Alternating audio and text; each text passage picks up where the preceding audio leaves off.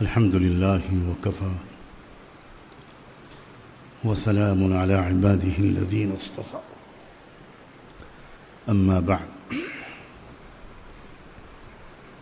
أعوذ بالله من الشيطان الرجيم بسم الله الرحمن الرحيم ليس البر أن تولوا وجوهكم قبل المشرق والمغرب ولكن البر من آمن بالله واليوم الآخر والملائكة والكتاب والنبيين وآتى المال على حبه ذوي القربى واليتامى والمساكين وابن السبيل والسائلين وفي الرقاب وأقام الصلاة وآتى الزكاة والموفون بعهدهم إذا عاهدوا والصابرين في البأساء والضراء وحين البأس أولئك الذين صدقوا وأولئك هم المتقون.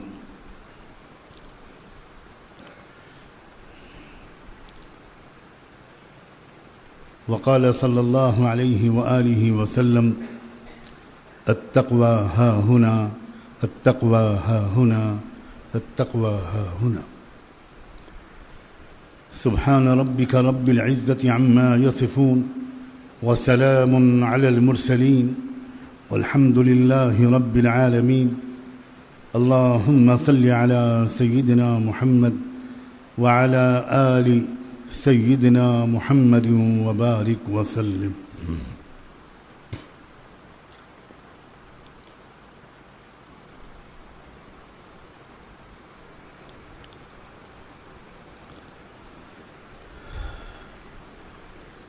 ہمیشہ سے کچھ غلطیاں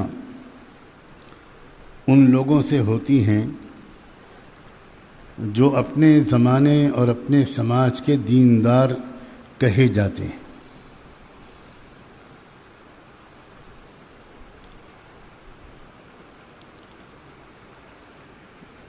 آج کی مجلس میں اللہ تعالیٰ آسان فرمائے کہ صرف ان غلطیوں کا کچھ تذکرہ ہو تاکہ ان سے بچنا ہمارے لیے آسان ہو.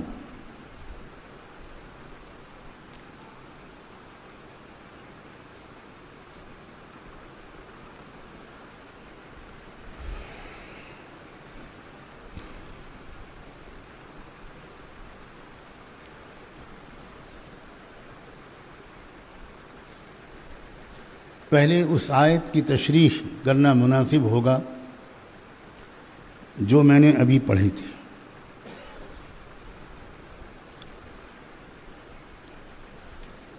رحمت دو عالم صلی اللہ علیہ وآلہ وسلم کا معمول یہ تھا کہ جب تک اللہ تعالیٰ کی طرف سے کوئی تبدیلی کا حکم نہیں آتا تھا آپ پچھلے نبیوں کی شریعت پر ہی عمل کرتے رہتے تھے.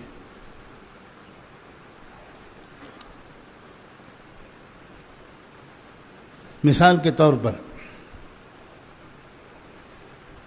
سارے انبیاء بنو اسرائیل حضرت اسحاق کے بعد سے جو ہزاروں نبی آئے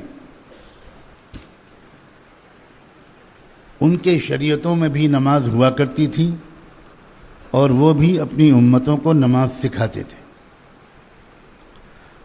اور نماز جو پڑھتے تھے تو بیت المقدس کی طرف رخ کر کے پڑھتے تھے. وہ ان کا قبلہ تھا.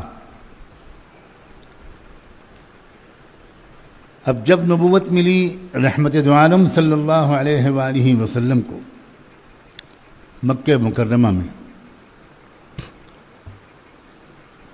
تو آپ بھی بیت المقدس کی طرف رخ کر کے ہی نماز پڑھتے تھے.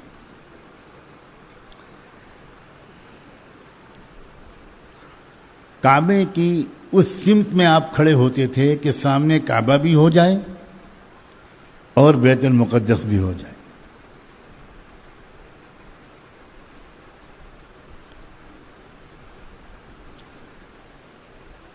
اب جب آپ 13 سال کے بعد مدینہ منورہ تشریف لے گئے تو وہاں سے دونوں طرف ایک ہی وقت میں رخ کرنا ممکن نہیں تھا. سمت بدل گئی.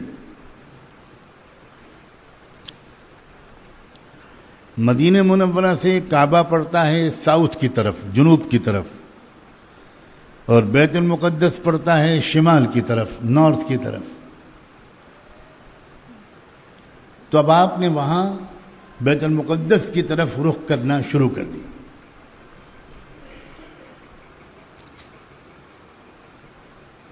اس لیے کہ جیسا کہ آپ کا معمول میں نے بتایا، آپ کا معمول یہی تھا کہ جب تک تبدیلی کا کوئی حکم نہ آ جائے آپ پچھلے نبی کی، پچھلے رسول کی شریعت پر ہی عمل کرتے تھے. 17 مہینے تک آپ کا یہی معمول رہا.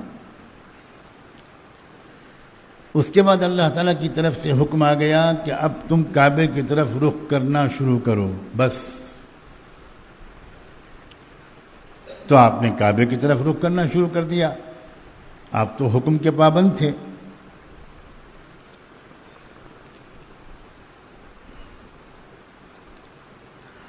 اب مدینہ منورہ میں رہنے والے یہودیوں کو ایک ایشو مل گیا. پہلے جب میں لفظ یہودی بولوں تو یہ بات بھی ذرا ذہن میں تازہ کرنی چاہیے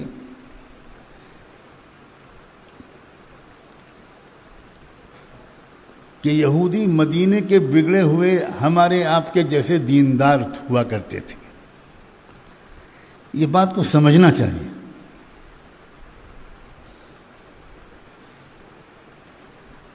یہودی بھی نبیوں پر ایمان رکھتے تھے، اللہ کی کتاب پر ایمان رکھتے تھے، آخرت پر ایمان رکھتے تھے، اللہ کی توحید کے قائل تھے، نماز پڑھتے تھے، زکوٰۃ دیتے تھے، روزے رکھتے تھے. کتب علیکم الصیام کما کتب علی الذین من قبلکم. یہودیوں کے مدرسے بھی تھے، خانقاہیں بھی تھیں، شرعی عدالتیں بھی تھیں، مفتی صاحبان بھی تھے جو فتویٰ دیا کرتے تھے، ممبر و محراب بھی تھا، واعظ و نصیحت بھی تھی، بیان بھی ہوتے تھے. قرآن گواہ ہے اتأمرون الناس بالبر وتنسون انفسکم. آج ہم جب لفظ یہودی بولتے ہیں تو ہمارے ذہن میں آتا ہے کہ اس زمانے کے اسرائیل والے یہودی.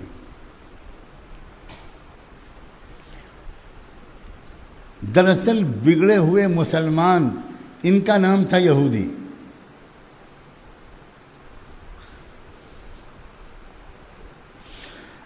وہ صرف اس لیے دشمن بن گئے تھے کہ بھئی دوسرے خاندان اور قبیلے کے نبی کو ہم نہیں مان پائیں گے، دوسرے خاندان اور قبیلے کے نبی کو ہم بڑا نہیں مان پائیں گے. کیا یہ جھگڑا آج کے ہمارے آپ کے جیسے مسلمانوں میں نہیں ہے؟ ہم گجراتی کو نہیں مان پائیں گے، ہم کوکنی کو نہیں مان پائیں گے، ہم مہاراشٹرین کو نہیں مان پائیں گے، ہم یو پی والے کو نہیں مان پائیں گے، ہم بہار والے کو نہیں مان پائیں گے. کوٹ کوٹ کر بھری ہوئی ہے یہ خباثت ہمارے آپ کے اندر. اسی لیے ہر جگہ جھگڑے ہو رہے ہیں. داڑھی بھی ہے، ٹوپی بھی ہے، کرتا بھی ہے، نماز بھی ہے، بیان بھی ہے، نماز کا نشان بھی ہے، سب ہے. یہ ان کے اندر بھی تھا. یہودیوں کی داڑیاں ہماری داڑیوں سے لمبی ہوتی تھیں اور آج بھی ہوتی ہیں.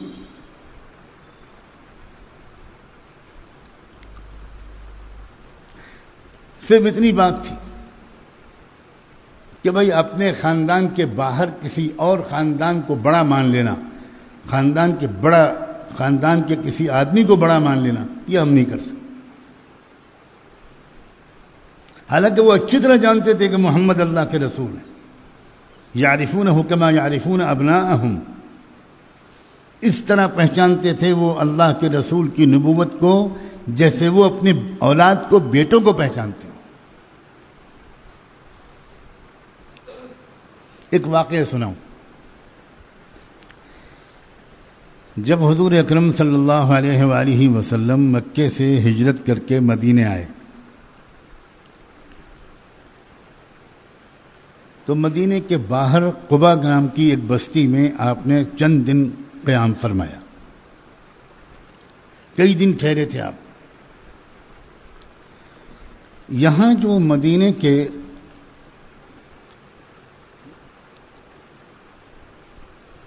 یہودی سماج کے بڑے لیڈر تھے، سب سے بڑا لیڈر، جن کے پیچھے ان کا قبیلہ چلتا تھا، جو سے طاقتور قبیلہ یہودیوں کا،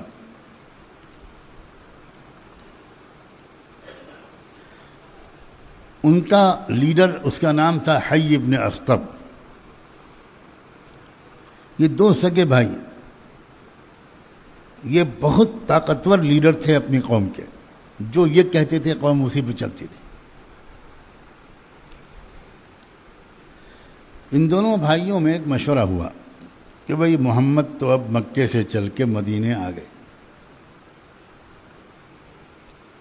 اب تو ہمیں فیصلہ کرنا ہی پڑے گا کہ ہمیں ان کو ماننا ہے یا نہیں ماننا. دونوں بھائیوں میں مشورے کے بعد یہ طے ہوا کہ اس سے پہلے کہ وہ مدینے آئیں، ہم جا کر قباء میں قریب سے ان کو دیکھیں.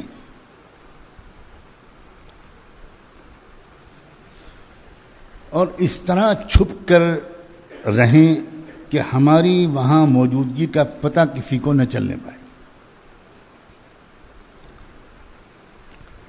اور قریب سے دیکھ کر ہم رائے قائم کریں. ابھی تک تو سنی سنائی باتیں ہیں محمد کے بارے میں، اب جا کر دیکھیں اور پھر فیصلہ کریں کہ ہمیں کیا کرنا ہے، ساتھ دینا ہے یا مخالفت کرنی ہے. تو طے ہو گیا حی ابن اخطب کے بارے میں کہ وہ جائیں گے. بہت بڑی شخصیت تھی اپنی قوم میں حی ابن اخطب. وہ اللہ کا بندہ گیا اور اس نے بڑے قریب سے چھپ کر اللہ کے رسول کو دیکھا، ان کی شخصیت کو، ان کے اخلاق کو، ان کی صورت شکل کو.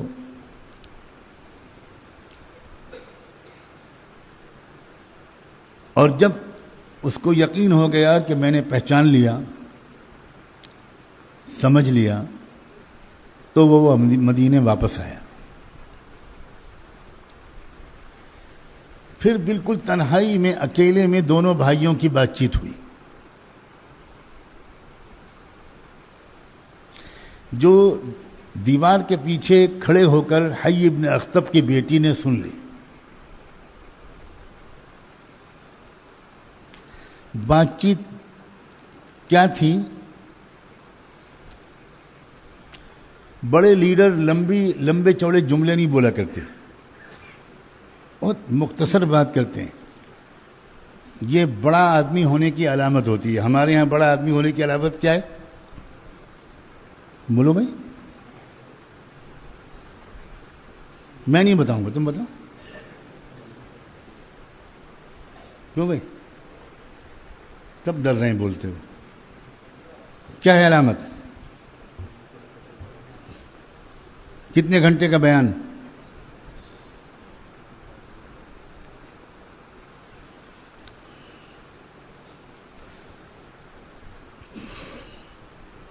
لیڈروں کی، رہنماؤں کی گفتگو مختصر ہوتی.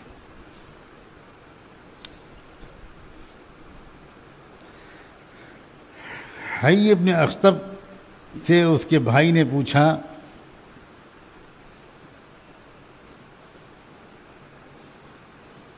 اہوا، یہ الفاظ ہیں، حیات الصحابہ میں موجود ہیں. ہوا کیا دیکھا؟ وہی ہے وہ سے کیا مراد؟ ارے بولو یار، کھانے کے بعد بھی خاموش. اسی لیے بیان 3 دفعہ کھانے کے بعد رکھا ہے.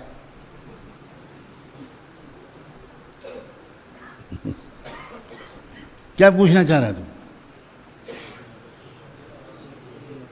تم تو 10 دفعہ سن چکے ہو.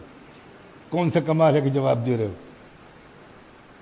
ان سے پوچھ رہا ہوں جو سامنے بیٹھے ہیں جمن بلاقی. بولو. ہاں، ہوا جواب آتا ہے ای واللہ انہ لہوا. یہ حی ابن اخطب کا جواب ہے. قسم کھا کے کہتا ہوں کہ وہی ہیں محمد جو ہماری کتابوں میں جن کا تذکرہ تھا، وہ اللہ کے رسول ہیں. اب یہ پوچھتا ہے پھر کیا کرنا ہے؟ اب آپ سوچو اس کے بعد جواب کیا ہونا چاہیے تھا کہ جب یہ یقین ہو گیا ہے کہ وہ اللہ کے رسول ہیں، وہی جن کا تذکرہ تورات میں ہے، ہماری کتاب میں پچھلے سارے نبیوں نے جن کا تذکرہ کیا، جن کے انتظار میں ہم صدیوں سے بیٹھے ہیں.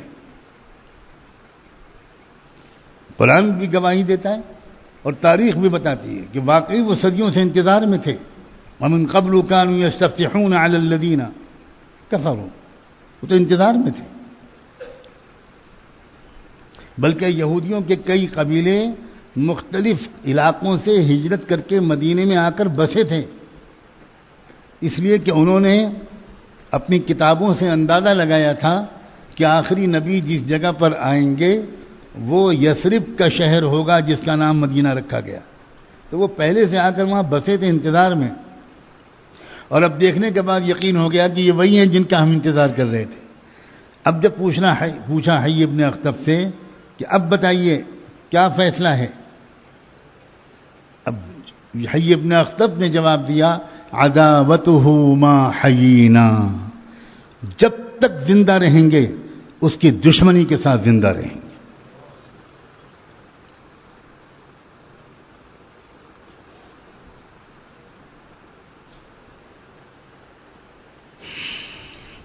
یہ تعصب بہت بری بلا ہے.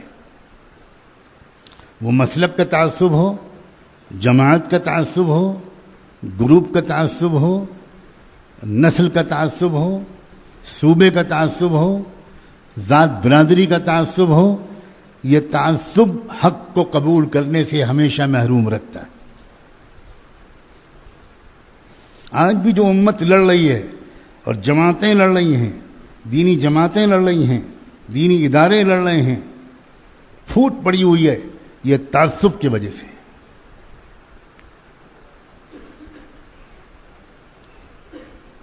ہدایت سے محروم کرنے کا بہت بڑا سبب قومی غرور ہوتا ہے.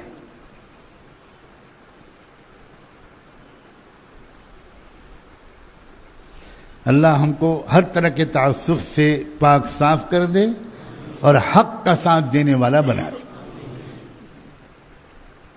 ہمارا سگا بھائی اگر حق کا ساتھ نہیں دیتا تو ہم اس کا ساتھ نہ دیں. ہمارے کسی اور خاندان کا آدمی حق کا ساتھ دیتا ہے تو ہم اس کا ساتھ دینے والے بنیں.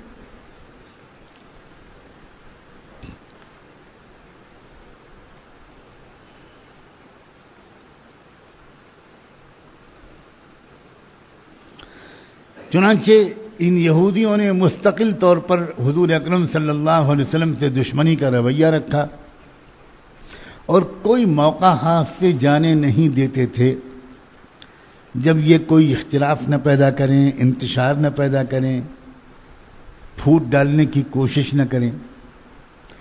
چنانچہ جب قبلے کی تبدیلی کا حکم آیا تو ان کو اسی کو انہوں نے ایک بہت بڑا مسئلہ بنا دیا اور مدینے میں یہ پرچار کرنا شروع کیا کہ یہ کیسے نبی اور رسول ہیں بھائی، ان کا قبلہ ہی روز بدلتا رہتا ہے. یہ مدینے آئے تو ہمارے قبلے کی طرف رخ کر رہے تھے، ہمارے قبلے کی طرف. یہ ذہن میں رکھیے گا. ما انت بتابع قبلة بعض ما بعضهم بتابع قبلة بعض وما انت بتابع قبلتهم. ان کا یہ ذہن بنا ہوا تھا. انہوں نے یہ پروپیگنڈا کرنا شروع کیا کہ یہ ابھی تک تو ہمارے قبلے کی طرف رخ کر رہے تھے، اب بدل گیا قبلہ، اب یہ کعبے کی طرف رخ کر رہے تھے. کعبے سے جلن کیوں تھی؟ کیونکہ کعبہ بنو اسماعیل کا قبلہ تھا. ارے بھائی، اللہ جس خاندان میں جب چاہے کوئی نعمت دے دے، اللہ تعالیٰ کے اختیار میں ہے. کوئی چیز کسی خاندان کی پراپرٹی تو نہیں ہو جاتی.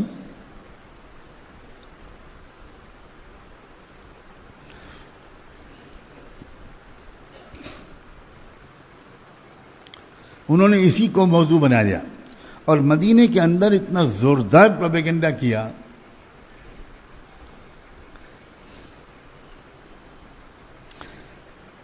کہ دیکھو ان کے بات کے چکر میں مت پڑو، یہ ان کے تو روز قبلے ہی بدلتے رہتے ہیں. اس پر اللہ تعالی نے ایک خاص آیت اتاری جو میں نے پڑھی تھی.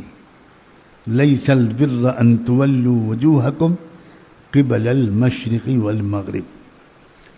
فرمایا اصلی دینداری یہ نہیں ہے کہ تم پورب کی طرف رخ کر کے نماز پڑھو یا پچھم کی طرف. یہ اصلی دینداری نہیں. اصلی دینداری کیا ہے؟ ولکن البر، اصلی دینداری ہے دل کا یقین، اللہ پر ایمان، اللہ کی ذات و صفات، اس کی قدرت اور وحدانیت پر یقین، آخرت پر یقین، آخرت کی فکر، آمن باللہ والیوم الآخر، فرشتوں کے ذریعے چلایا جانے والے اللہ کے غیبی نظام پر یقین، اللہ کی کتاب پر یقین، نبیوں پر یقین. اصلی دینداری میں سب سے پہلے ہے یقین، دل کی کیفیت.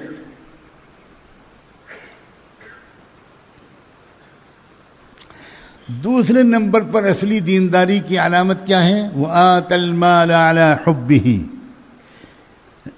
ذوی القربى، اپنی آمدنی کو، اللہ کے دیے ہوئے مال کو اپنے رشتہ داروں پر خرچ کرنا، یہ ہے دینداری. والمساکین، اور عام کمزور غریب بھائیوں بہنوں پر خرچ کرنا. وابن السبیل، اور مسافروں کے آرام پہنچانے پر خرچ کرنا. والسائلین، اور وہ لوگ جو پریشان ہو کر اپنی ضرورت کا اظہار بھی کر بیٹھتے ہیں. دو طرح کے لوگ ہوتے ہیں. کچھ لوگ ہوتے تو بہت ضرورت مند ہیں مگر کسی کے سامنے اپنی ضرورت کا اظہار نہیں کرتے.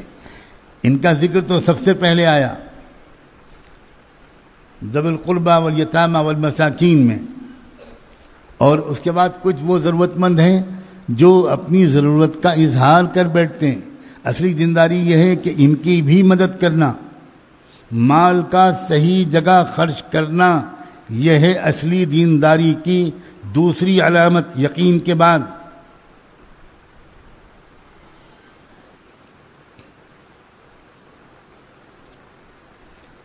وآت المال على حبه ذوي القربى واليتامى والمساكين وابن السبيل والسائلين وفي الرقاب،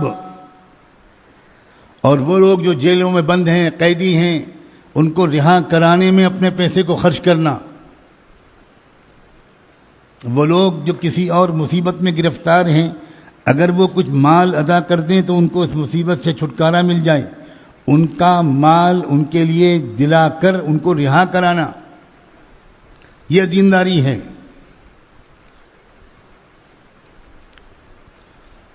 وَأَقَامَ الصَّلَاةَ وَآتَ الزَّكَاةَ، اور جی لگا کر نماز پڑھنا اور زکوٰۃ کا ادا کرنا، یہ ہے اصلی دینداری. ذرا کچھ باتیں اسی میں بیان کرتا جاؤں. نماز کون سا نمبر ہے؟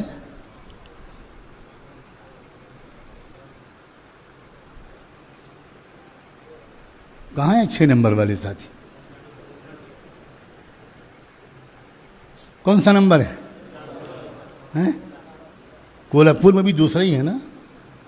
فیشن بدل تو نہیں گیا؟ یہاں قرآن نے نمبر بدل دیا. کرو اعتراض. قرآن مجید نے ایمان والے پہلے نمبر کو ذکر کرنے کے بعد دوسرا نمبر نماز کا ذکر نہیں کیا، بلکہ مال کے خرچ کرنے کو دوسرا نمبر بتایا. اور عجیب بات ہے، کیوں بتایا؟ کیوں نمبر بدلا اللہ نے؟ میں نماز کی اہمیت کو معاذ اللہ کم نہیں کر رہا ہوں.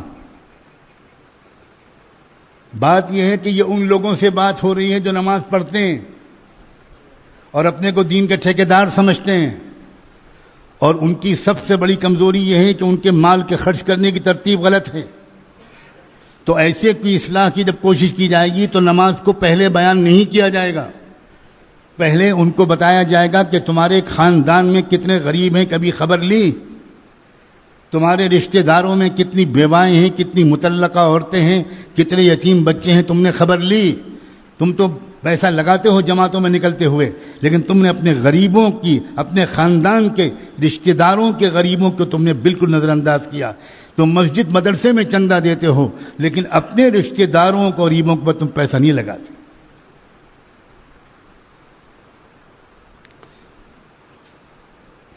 مجھے یہ ڈر لگتا ہے یہ باتیں کہتے ہوئے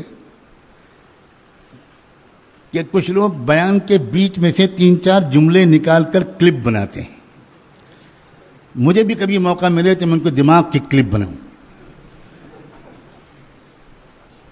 اور بغیر بے ہوش کیے وہ کلپ بنا کے بیچ میں ڈالتے ہیں اور پھر نوٹ لکھتے ہیں کہ جو کہ مولانا سجاد صاحب کا تبلیغ کے خلاف بیان. اللہ ہی نپٹے ان بیوقوفوں سے، ان ظالموں سے. میں ان سب کو اللہ کے حوالے کرتا ہوں اور ان کی وجہ سے حق بات کہنے سے رکنے سے اللہ کی پناہ مانگتا ہوں. ان میں سے کوئی مجھے بچا نہیں پائے گا قیامت کے دن. جب اللہ مجھ سے پوچھیں گے کہ تمہاری آنکھوں کے سامنے دین کے تصور غلط پھیل رہا تھا، دین کی تحریف ہو رہی تھی، دین مست ہو رہا تھا، غریبوں کا حق مارا جا رہا تھا، مال غلط خرچ ہو رہے تھے، اور تم ڈر کے مارے بات کہنے سے گھبرا رہے تھے، اس کا مطلب یہ ہوا کہ تم جو بیان کرتے تھے وہ دین کی خدمت کے لیے نہیں کرتے تھے، داد لینے کے لیے کرتے تھے. اور داد لینے کے لیے بیان کرنے والا سب سے پہلے جہنم میں ڈالا جائے.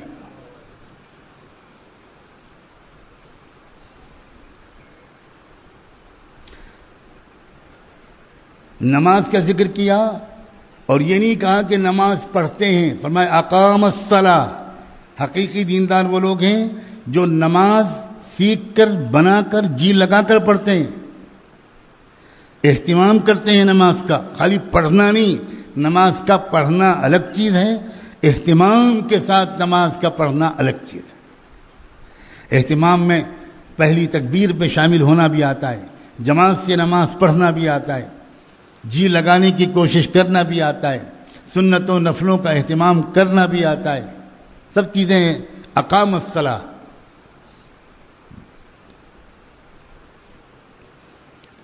اس کے بعد ذکر فرمایا وآت الزکاۃ. اس کے بعد ذکر فرمایا وآت الزکاۃ. عجیب و غریب بات ہے، مال کے خرچ کرنے کا ذکر پہلے کیا اور اس کے بعد پھر دوبارہ دوہرا رہے ہیں زکوٰۃ. کتنی سمجھنے کی بات ہے یہ. آج امت کا 99% زکوٰۃ ادا کرنے والا طبقہ یہ سمجھتا ہے کہ ہم نے زکوٰۃ دے دی تو بس ہم نے اب مال کا حق ادا کر دیا. سارے مفسرین اور فقہا نے اسی آیت کی روشنی میں لکھا ہے کہ صرف زکوٰۃ ادا کرنے سے مال کے سلسلے کا فرض ادا نہیں ہوتا. یاد رکھنا، اول تو ایمانداری سے زکوٰۃ کے نکالنے والے بہت کم ہیں. چوری کرنے والے، نہ نکالنے کا بہانہ کرنے والے بہت ہیں. اور جو زکوٰۃ نکالتے بھی ہیں وہ بھی صحیح طریقے پر اکثر نہیں نکالتے، وہ بس اپنا بوجھ اتارتے ہیں کہ کوئی مدرسے کا سفیر آ جائے اور ان کو وہ 4 دفعہ دوڑائیں اور ذلیل کریں اور اس کے بعد 100-200 روپے کی رسید کٹوا لیں، یہ ہو گئی زکوٰۃ۔ یہ زکوٰۃ ادا کرنے کا صحیح طریقہ نہیں ہے۔ ہر زکوٰۃ ادا کرنے والے کی یہ ذمہ داری ہے کہ وہ اپنے علاقے میں زکوٰۃ کے صحیح مستحقین کو بھی تلاش کرے۔ یہ فرض ہے ہمارا، اللہ کے بندو، فرض ہے، فرض۔ نماز، مسجد جو ہے وہ نماز کی جگہ ہے، تو مسجد نمازی کے پاس نہیں آیا کرتی، نمازی مسجد کے پاس جایا کرتا ہے۔ اسی طرح کمزور اور غریب اللہ کا بندہ اور بندی وہ زکوٰۃ کی جگہ ہے، زکوٰۃ کا محل ہے، تو اس کو آپ کے پاس نہیں آنا چاہیے، آپ کو اس کے پاس جانا چاہیے۔ یاد رکھنا، جب ہم انتظار کریں کہ کوئی زکوٰۃ لینے والا غریب آدمی مدرسے کا سفیر آ جائے اور اس کو زکوٰۃ دیں، تو فقہی اور قانونی طور پر تو شاید ہماری آپ کی زکوٰۃ ادا ہو جائے، لیکن اس زکوٰۃ کے اس طریقے سے ادا کرنے سے دل پاک صاف نہیں ہوتا مال کی محبت سے، اس کے بدلے خطرہ ہے کہ الٹا غرور بڑھ جائے،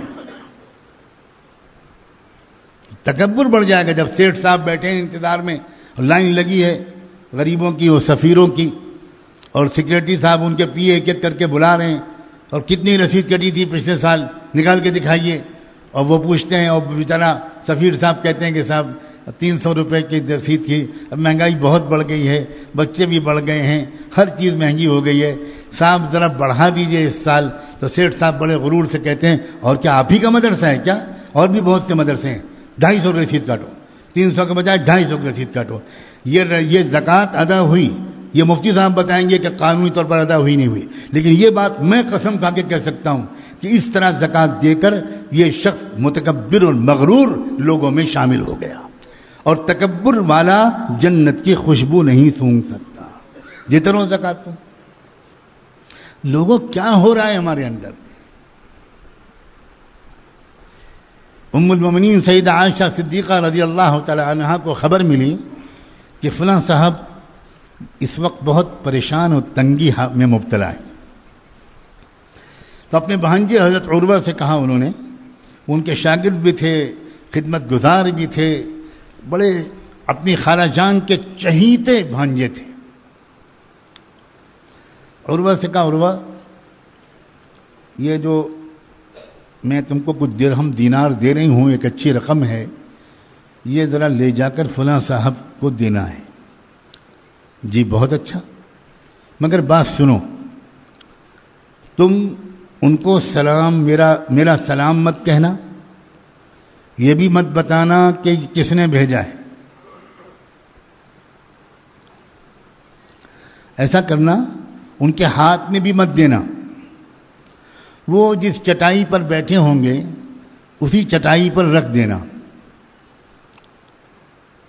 اور کہنے لگے کہ میں اتنا تو کہہ دوں کہ آپ نے دعا کے لیے کہا ہے، نہ یہ بھی مت کہنا، بس تم رکھ کے چلے آنا۔ وہ لوگ ایسے، ان کی تربیت ہوتی تھی کہ وہ پوچھتے نہیں تھے کہ خالہ جان یہ سب آپ یہ عجیب نرالی باتیں کر رہے ہیں، ہاتھ میں مت دینا، چٹائی پہ رکھ دینا۔ نہیں پوچھا کہ آپ نے ایسا کیوں کہا۔ جب اسی طرح وہ امانت ان تک پہنچا کر وہ واپس آئے، تب حضرت عروہ نے کہا، خالہ جان گستاخی ہوگی، بتا دیجئے کہ آپ نے ایسا کیوں کہا، سلام بھی میرا مت کہنا، دعا کے لیے بھی مت کہنا، ہاتھ میں دینا بھی مت۔ تو ان کا، عروہ سمجھا کرو، اگر تم ان کے ہاتھ میں دیتے تو تمہارا ہاتھ اوپر ہوتا، ان کا ہاتھ لینے کے لیے نیچے ہوتا، تو خطرہ تھا کہ تمہارے اندر تکبر پیدا ہو جائے گا اور اس غریب بھائی کا دل ٹوٹ جائے گا کہ میں کب تک لیتا رہوں گا، میں بھی دینے والا کب بنوں گا۔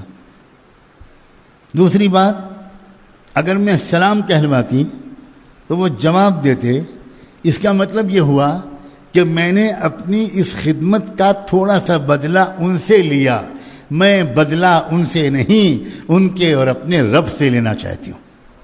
اس لیے سلام بھی مت کہلوایا میں نے، اور دعا کے لیے کہنے کو بھی منع کر دیا، بتانا بھی مت، اور ہاتھ میں دینے کے بجائے نیچے رکھ کے چلے آ. اس طرح زکوٰۃ دی جاتی ہے، کسی کی خدمت اس طرح کی جاتی ہے.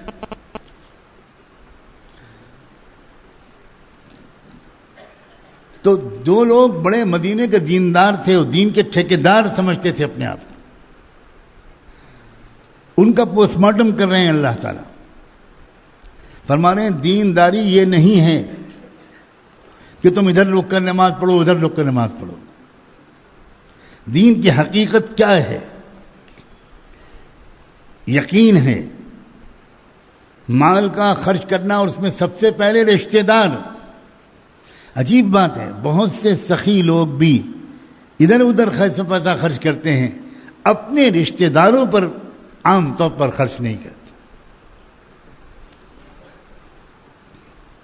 یتیم بچے، کتنی اہمیت ہے سماج میں یتیم بچوں کی. اللہ اکبر. اسلام نے کیا مقام دیا ہے ان کو. ہم میں سے بہت کم لوگ ہیں، واللہ بہت کم لوگ ہیں، دھیان ہی نہیں جاتا کہ وہ نظر ڈالیں کہ کم سے کم کسی ایک یتیم بچے کا میں سرپرست بن کر اپنی مغفرت کروا لوں. خیال ہی نہیں ہوتا.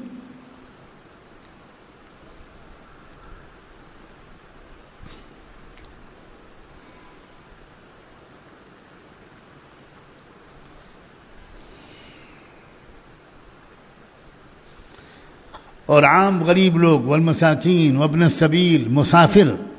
آپ اس زمانے کے مسلمانوں کو اسلام سمجھانا اتنا مشکل ہو گیا ہے. اسلام کا جو اصل نظام ہے وہ یہ ہے کہ کسی مسافر کو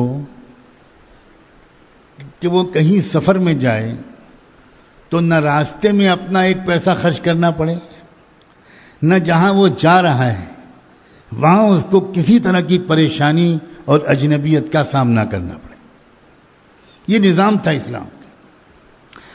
ہر شہر کے مسلمان دوسرے شہر سے آنے والے ہر ایمان والے کو اپنا مہمان سمجھے. اس وقت تو یہ باتیں بیان کرنا بھی بالکل مجھے ایسا لگتا ہے کہ لوگ سمجھ ہی نہیں پائیں گے کہ میں کیا کہنا چاہ رہا ہوں. اپنی آمدنی کا ایک مستقل مصرف اسلام نے بنایا مسافر. اس کے لیے باقاعدہ ہر جگہ مسافر خانوں کا بننا، آرام دہ مسافر خانے، وہاں ہر وقت کھانے، دودھ، پھل اور ضروریات کا انتظام. جانوروں کے لیے گھوڑوں پر سوار ہوتے تھے لوگ، اونٹ پر سوار ہوتے تھے تو ان کے لیے چارے کا انتظام، دوا علاج کا انتظام، مسافروں کی دوا علاج اور جانوروں کی دوا علاج، اس کا بھی انتظام ہوتا تھا. 24 گھنٹے دیگیں چڑھی رہتی تھی اور ہر شخص کو کوئی فکر ہی نہیں کرنی کہ مجھے کہاں کھانا کھانا ہے. اور پورے شہر کے لوگ اپنی روزمرہ کی آمدنی اپنے علاقے کے مسافروں کے لیے نکالتے تھے.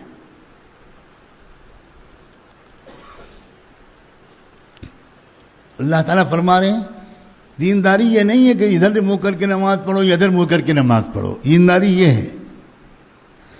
اور پھر فرمایا وَأَقَامَ الصَّلَاةَ وَآتَى الزَّكَاةَ، اور پھر فرمایا وَالْمُوفُونَ بِعَهْدِهِمْ إِذَا عَاهَدُوا، اور جو وعدہ کسی سے کر لیں اس وعدے کو پورا کرنا، یہ ہے دینداری کی حقیقت. اصلی دینداری یہ ہے. وَالصَّابِرِينَ فِي الْبَأْسَاءِ وَالضَّرَّاءِ وَحِينَ الْبَأْسِ،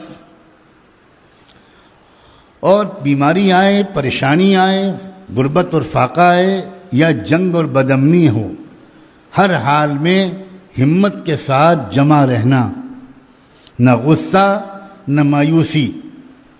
بلکہ دل کی ایک معتدل اور مضبوط کیفیت، یہ ہے دینداری. اولئک الذین صدقوا واولئک هم المتقون.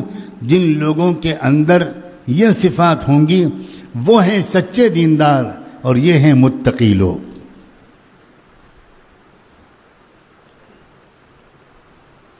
اب میں اصل بات جو کہنے کے لیے یہ پورا تمہید، یہ آیت اور یہ پس منظر میں نے بیان کیا، میں نے کہا تھا کہ اکثر دینداروں سے کچھ غلطیاں ہوتی. دینداروں سے غلطیاں یہ ہوتی ہیں کہ وہ کچھ ظاہری قسم کی چیزوں ہی کو اصل دین سمجھتے ہیں.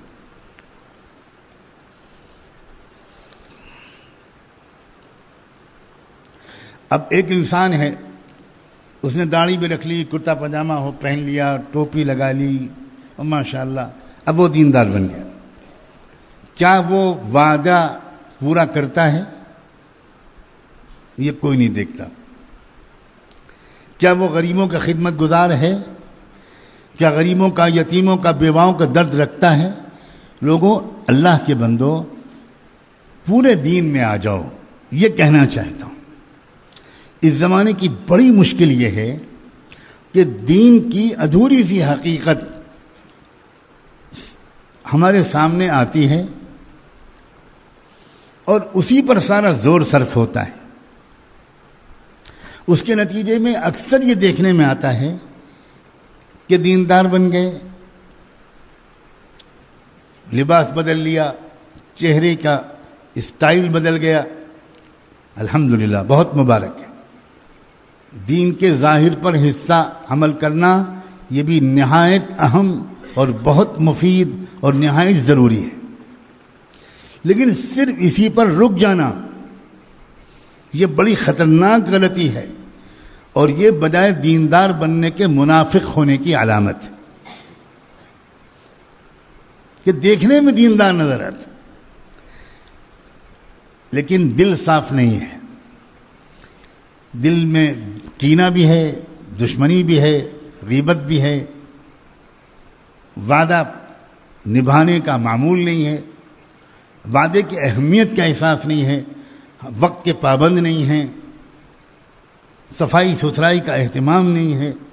آج اس زمانے میں ہمارے ملک میں، ہمارے بر صغیر میں کم سے کم دینداروں کی اکثریت جس طرح دین کو سمجھ رہی ہے وہ قابل اصلاح ہے.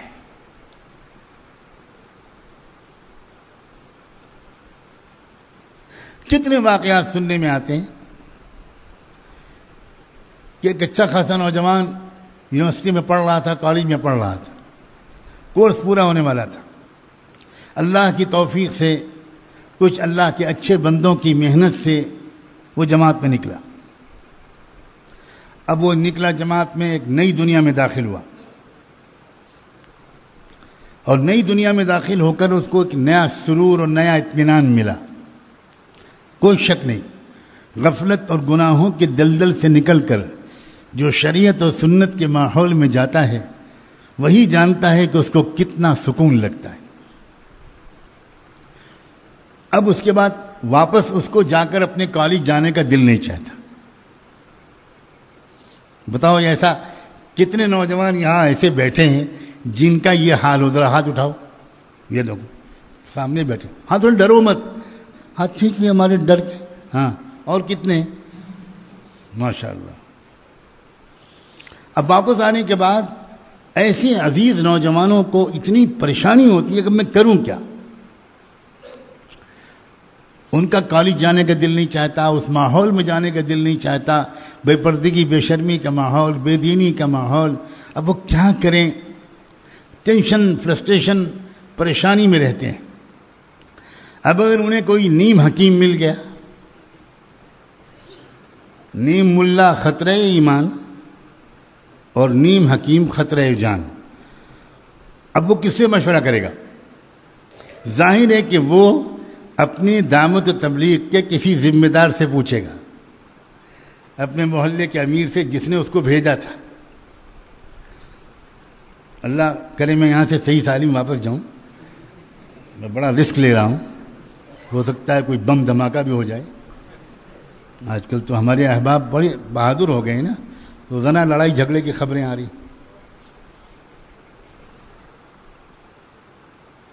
یہ دینداری ہے، یہ دینی تربیت ہے. گالیاں دے رہے ہیں اور مار رہے ہیں اور پیٹ رہے ہیں اور عجیب تماشا ہو رہا ہے. یہی ادھوری دینداری کی یہ نحوست ہے.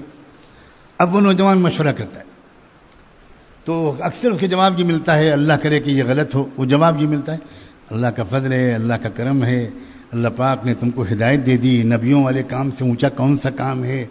ارے یہ انجینئرنگ، یہ وکالت، یہ لا، یہ آرکیٹیکٹ، یہ کیا سب دجالی چیزیں ہیں بھائی. تم کہاں چکر میں پڑے ہو؟ اللہ کا فضل ہے، اللہ کا بہت کرم ہے. تم تو 1 سال نکال لگا تو انشاءاللہ اللہ پاک ہدایت، عالم میں ہدایت پھیلا دے گی. وہ صاحبزادے جو اپنے بہن کو دیندار نہیں بنا سکے، جو اپنے گھر میں دیندار نہیں بنا سکے، ان کو خواب دکھایا جاتا ہے کہ تمہارے ذریعے سے عالم میں ہدایت پھیلے. اب وہ کہتا ہے کہ بھئی کیا کریں، ہاں بات تو آپ ٹھیک کریں. اب وہ گھر میں دل نہیں لگتا. اب وہ سائنس کی کتاب کھولتا ہے تو اس کو کچھ سمجھ ہی نہیں آتا کہ یہ CH2 کیا ہوتا ہے اور یہ کیمسٹری کا فارمولا کیا ہوتا ہے، یہ کیا بکواس ہے، یہ سب، یہ فزکس کیا ہے. اس کے سمجھ میں تو یہ آتا ہے کہ اکرام مسلم پر 3 گھنٹے کا بیان کرنا چاہیے. یہ ہے بالکل بگڑی ہوئی دینداری. یہ ہے وہ دینداری جس میں اخلاق اچھے نہیں ہوتے، معاملات اچھے نہیں ہوتے، معاشرت اچھی نہیں ہوتی، ماں باپ کی خدمت نہیں ہوتی، رشتہ داروں کی خدمت نہیں ہوتی. بس عجیب قسم کا ایک نشہ ہوتا ہے. یہ جہالت ہے، جہالت. اس کا دعوت تبلیغ کی اصلی محنت سے کوئی تعلق نہیں. جانتے ہو دعوت تبلیغ کی محنت کیا چیز ہے؟ ایک نوجوان تھا جو حضرت مولانا الیاس رحمۃ اللہ علیہ سے بڑی محبت اس کو ہو گئی. کالج میں پڑھتا تھا اس زمانے میں، یا کوئی اور کام کرتا ہوگا، داڑھی منڈاتا تھا، کلین شیو تھا. لیکن اللہ کے دین کے لیے حضرت مولانا الیاس رحمۃ اللہ علیہ سے اس کو محبت ہو گئی. تو دن بھر اپنا سارے کام سے فارغ ہو کر وہ جب حضرت کے رات میں آرام کرنے کا وقت آ جاتا تھا تو وہ خدمت کے لیے آتا تھا. اور اس نے اجازت لے لی اور بڑی محبت سے وہ حضرت کا بدن دباتا تھا کہ ذرا تھکے ہوئے ہیں دن بھر کے، تھوڑا آرام مل جائے. اندھیرا ہوتا تھا، بجلی تھی نہیں، تو کئی راتیں گزر گئیں، کئی دن گزر گئے، اچھا خاصا وقت گزر گیا. خدمت کرنے کے لیے آتا رہا. ایک دن حضرت مولانا الیاس کی نظر پڑی تو دیکھا کہ اس کے چہرے پر داڑھی نہیں ہے. تو یہ سمجھ کر کہ اب تو یہ ہمارا اپنا ہو گیا، محبت کرنے لگا، کوئی حرج نہیں اس سے یہ بات کہنے میں. تو اس سے کہا حضرت مولانا الیاس نے کہ بیٹا تم داڑھی رکھ لو، اتنے اچھے نوجوان ہو تم داڑھی رکھ لو. کچھ نہیں بولا، وہ بیچارہ چلا گیا. لیکن ابھی اس کو فوراً داڑھی رکھنے کی ہمت نہیں ہوئی.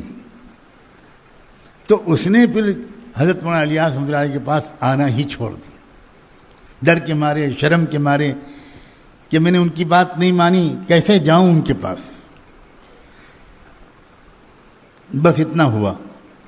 اب جب 1 دن نہیں آیا، 2 دن نہیں آیا، تو یہ ہے دعوت و تبلیغ. حضرت مولانا الیاس رحمۃ اللہ علیہ بے چین ہو گئے اور بے چین ہو کر اس لڑکے کو برا بھلا نہیں کہنا شروع کیا.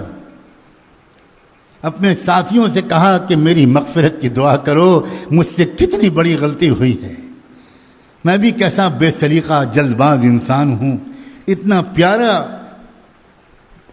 اللہ کا بندہ آتا تھا اور میں نے جلد بازی میں اس سے کچھ کہہ دیا، اور وہ بیچارہ ابھی شاید عمل نہیں کر سکا اور اس نے آنا بھی چھوڑ دیا.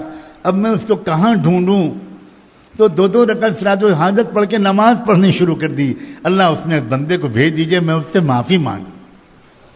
اللہ ایسا نہ ہو کہ میری موت ہو جائے، میرا وقت آ جائے اور میں اس سے معافی نہ مانگ چکا ہوں. اللہ بھیج دیجئے اس کو، مجھے سمجھ میں نہیں آتا میں کہاں تلاش کروں اس کو. چند دن کے بعد ان کی دعاؤں کی قبولیت کا یہ اثر تھا کہ وہ نوجوان شرمایا ہوا بہرحال آ گیا. لیکن آگے نہیں بڑھ رہا تھا.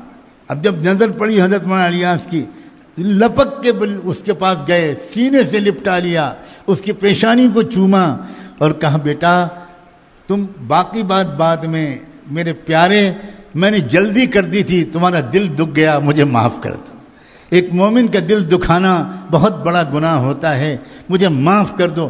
جب تک تم کہو گے نہیں کہ میں نے آپ کو معاف کر دیا، تب تک میں تمہارا ہاتھ دامن نہیں چھوڑوں گا. کہو کہ میں نے معاف کر دیا. وہ قدموں پہ گر گیا. اس نے کہا حضرت مجرم تو میں ہوں، معافی مجھے مانگنی چاہیے، میں سنت رسول پر عمل نہیں کرتا، آپ کا دل دکھایا، پھر آپ کی بات بھی میں نے نہیں مانی، آپ الٹا معافی مانگ رہے ہیں. بس آج سے میں وعدہ کرتا ہوں اب میں داڑھی کو کبھی شیو نہیں کروں گا. اللہ کے بندو، اے خدا کے بندو، دین کی اصل حقیقت کو سمجھو.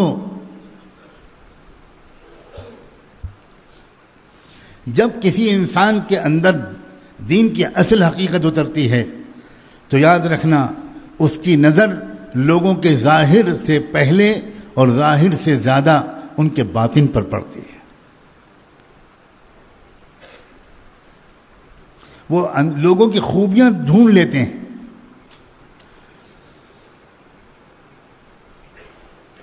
اس لیے ظاہری طور پر کچھ دینی شکل صورت بنا لینے پر مطمئن اور قانع ہو کر نہ رہ جانا، اس کا جائزہ لو کہ کیا حقیقی دینداری کیا ہے اور اس کے تقاضے کیا میرے اندر آئے.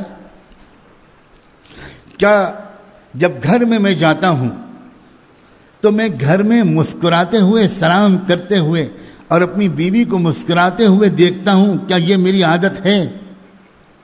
یا ذرا ذرا سی بات پر میں بیوی کو ڈانٹنے لگتا ہوں، اب 1000 چلے لگتے ہوں، اور اگر بیوی کو ہم نے ڈانٹنے کی عادت نہیں چھوڑی تو یہ دینداری نہیں ہے. کیا ہم وعدہ پورا کرتے ہیں؟ ہر شخص کی ایک عام عادت ہے کہ وہ جب اٹھتا ہے تو کہتا ہے کہ انشاءاللہ پھر میں کل آؤں گا. کتنے بجے تک؟ میں انشاءاللہ 5 بجے آ جاؤں. اب لاکھوں میں کوئی ایک آدھ ہے اس دیندار مجمع میں جو واقعی 5 بجے آ جائے. لاکھوں میں کوئی ایک. جن کو ہم بے دین سمجھتے ہیں، یاد رکھنا وہ تو آ جائیں گے وقت پر، لیکن جن کو ہم دیندار سمجھتے ہیں وہ اگر 5 بجے آ گئے تو تعجب ہوتا ہے. یہ دینداری نہیں، یہ بالکل دینداری نہیں. آپ وعدہ ہی نہ کریں، میں سچ کر رہا ہوں، آپ وعدہ مت کریں. آپ صاف کہہ دیں کہ دیکھیں بھی 5 بجے آنے کا میں وعدہ نہیں کرتا، میں کوشش کروں گا. اب آپ مجرم نہیں ہیں. لیکن اگر آپ نے 5 بجے آنے کا وعدہ کیا اور پھر آپ نہ آئے تو مجرم ہیں. لوگ کیا عذر پیش کرتے ہیں؟ اکثر وہ عذر پیش کرتے ہیں کہ سب ٹریفک جام تھا، ٹریفک بہت تھا. تو میں اکثر کہتا ہوں کہ عیسیٰ علیہ السلام کے زمانے کے بعد سے آج پہلے دن ٹریفک جام ہوا تھا. آج ہی پہلے دن ٹریفک ہوا. ارے بابا یہ تو روز ہوتا ہے، تو اس کا حساب لگا کر کیوں نہیں نکلے گھر سے؟ اس کا مطلب یہ ہے کہ اس وعدے کے پورا کرنے کی پوری اہمیت ابھی ہم پر واضح نہیں.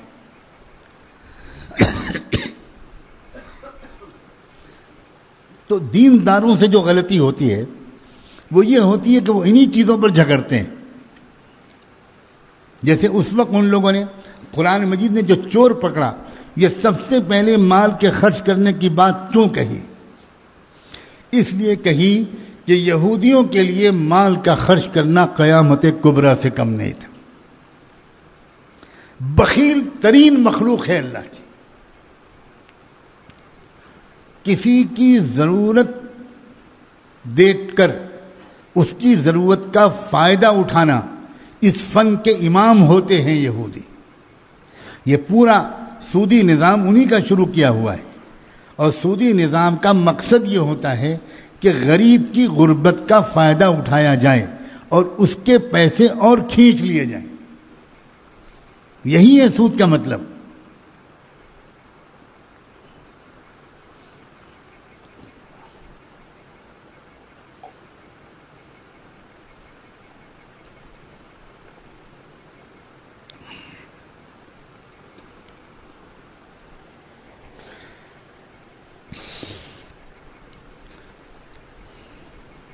ہماری ان کوتاہیوں کی وجہ سے ہزاروں نوجوان لڑکے اور لڑکیاں، ہزاروں نئے زمانے اور طبقے کے لوگ دین کے قریب نہیں آ پا رہے.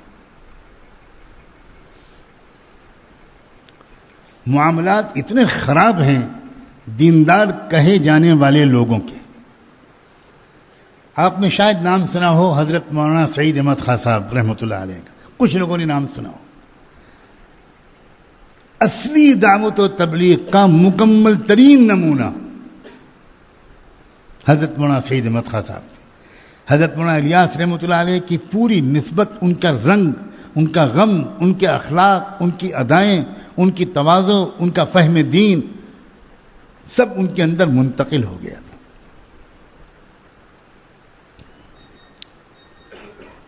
ایک بار وہ میں الحمدللہ 8-9 سال ان کے قدموں میں رہا تو خطوط لکھواتے تھے، اور اس زمانے میں زیادہ تر خطوط مجھ سے لکھواتے تھے. وہ بولتے تھے اور میں لکھتا تھا. تو کسی عالم کو جو دعوت و تبلیغ کی محنت میں خوب لگے ہوئے تھے، ان کو خط لکھوا رہے تھے، اور یہ جملہ لکھوایا کہ آپ نے خط میں لکھا ہے کہ کچھ نصیحت کر دوں. تو عزیز مکرم، میں آپ کو یہ نصیحت کرتا ہوں کہ 2 چیزوں میں کبھی تبلیغی نہ بنے. ایک صفائی ستھرائی میں اور ایک معاملات میں. آگے لکھوایا معاملات اور صفائی ستھرائی میں تھانوی بنے، تھانوی. ہمارے ہاں عام طور سے مرکز گندے رہتے ہیں، اور پہچان ہے ہماری مسجدوں کی کہ وہ گندی ہوں گی، اور جب کوئی پوچھتا کہتے ہیں سادگی ہے، سادگی ہے. ایک طرف کی مونچھیں کٹوا لیجئے، ایک طرف کی مونچھیں بڑھی رہیں، اور جب کوئی پوچھے، کوئی بیوی ڈر کے بھاگے، تو آپ یہ کہیے سادگی ہے. بدسلیقگی الگ چیز ہے، سادگی الگ چیز ہے. پھوڑ پن الگ چیز ہے، سادگی الگ چیز ہے. میلا کچیلا رہنا، گندگی الگ چیز ہے، سادگی الگ چیز ہے.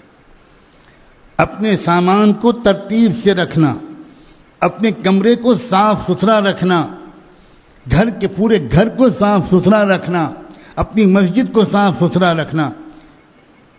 مدینہ منورہ اس زمانے میں دنیا کا سب سے صاف ستھرا شہر بن گیا.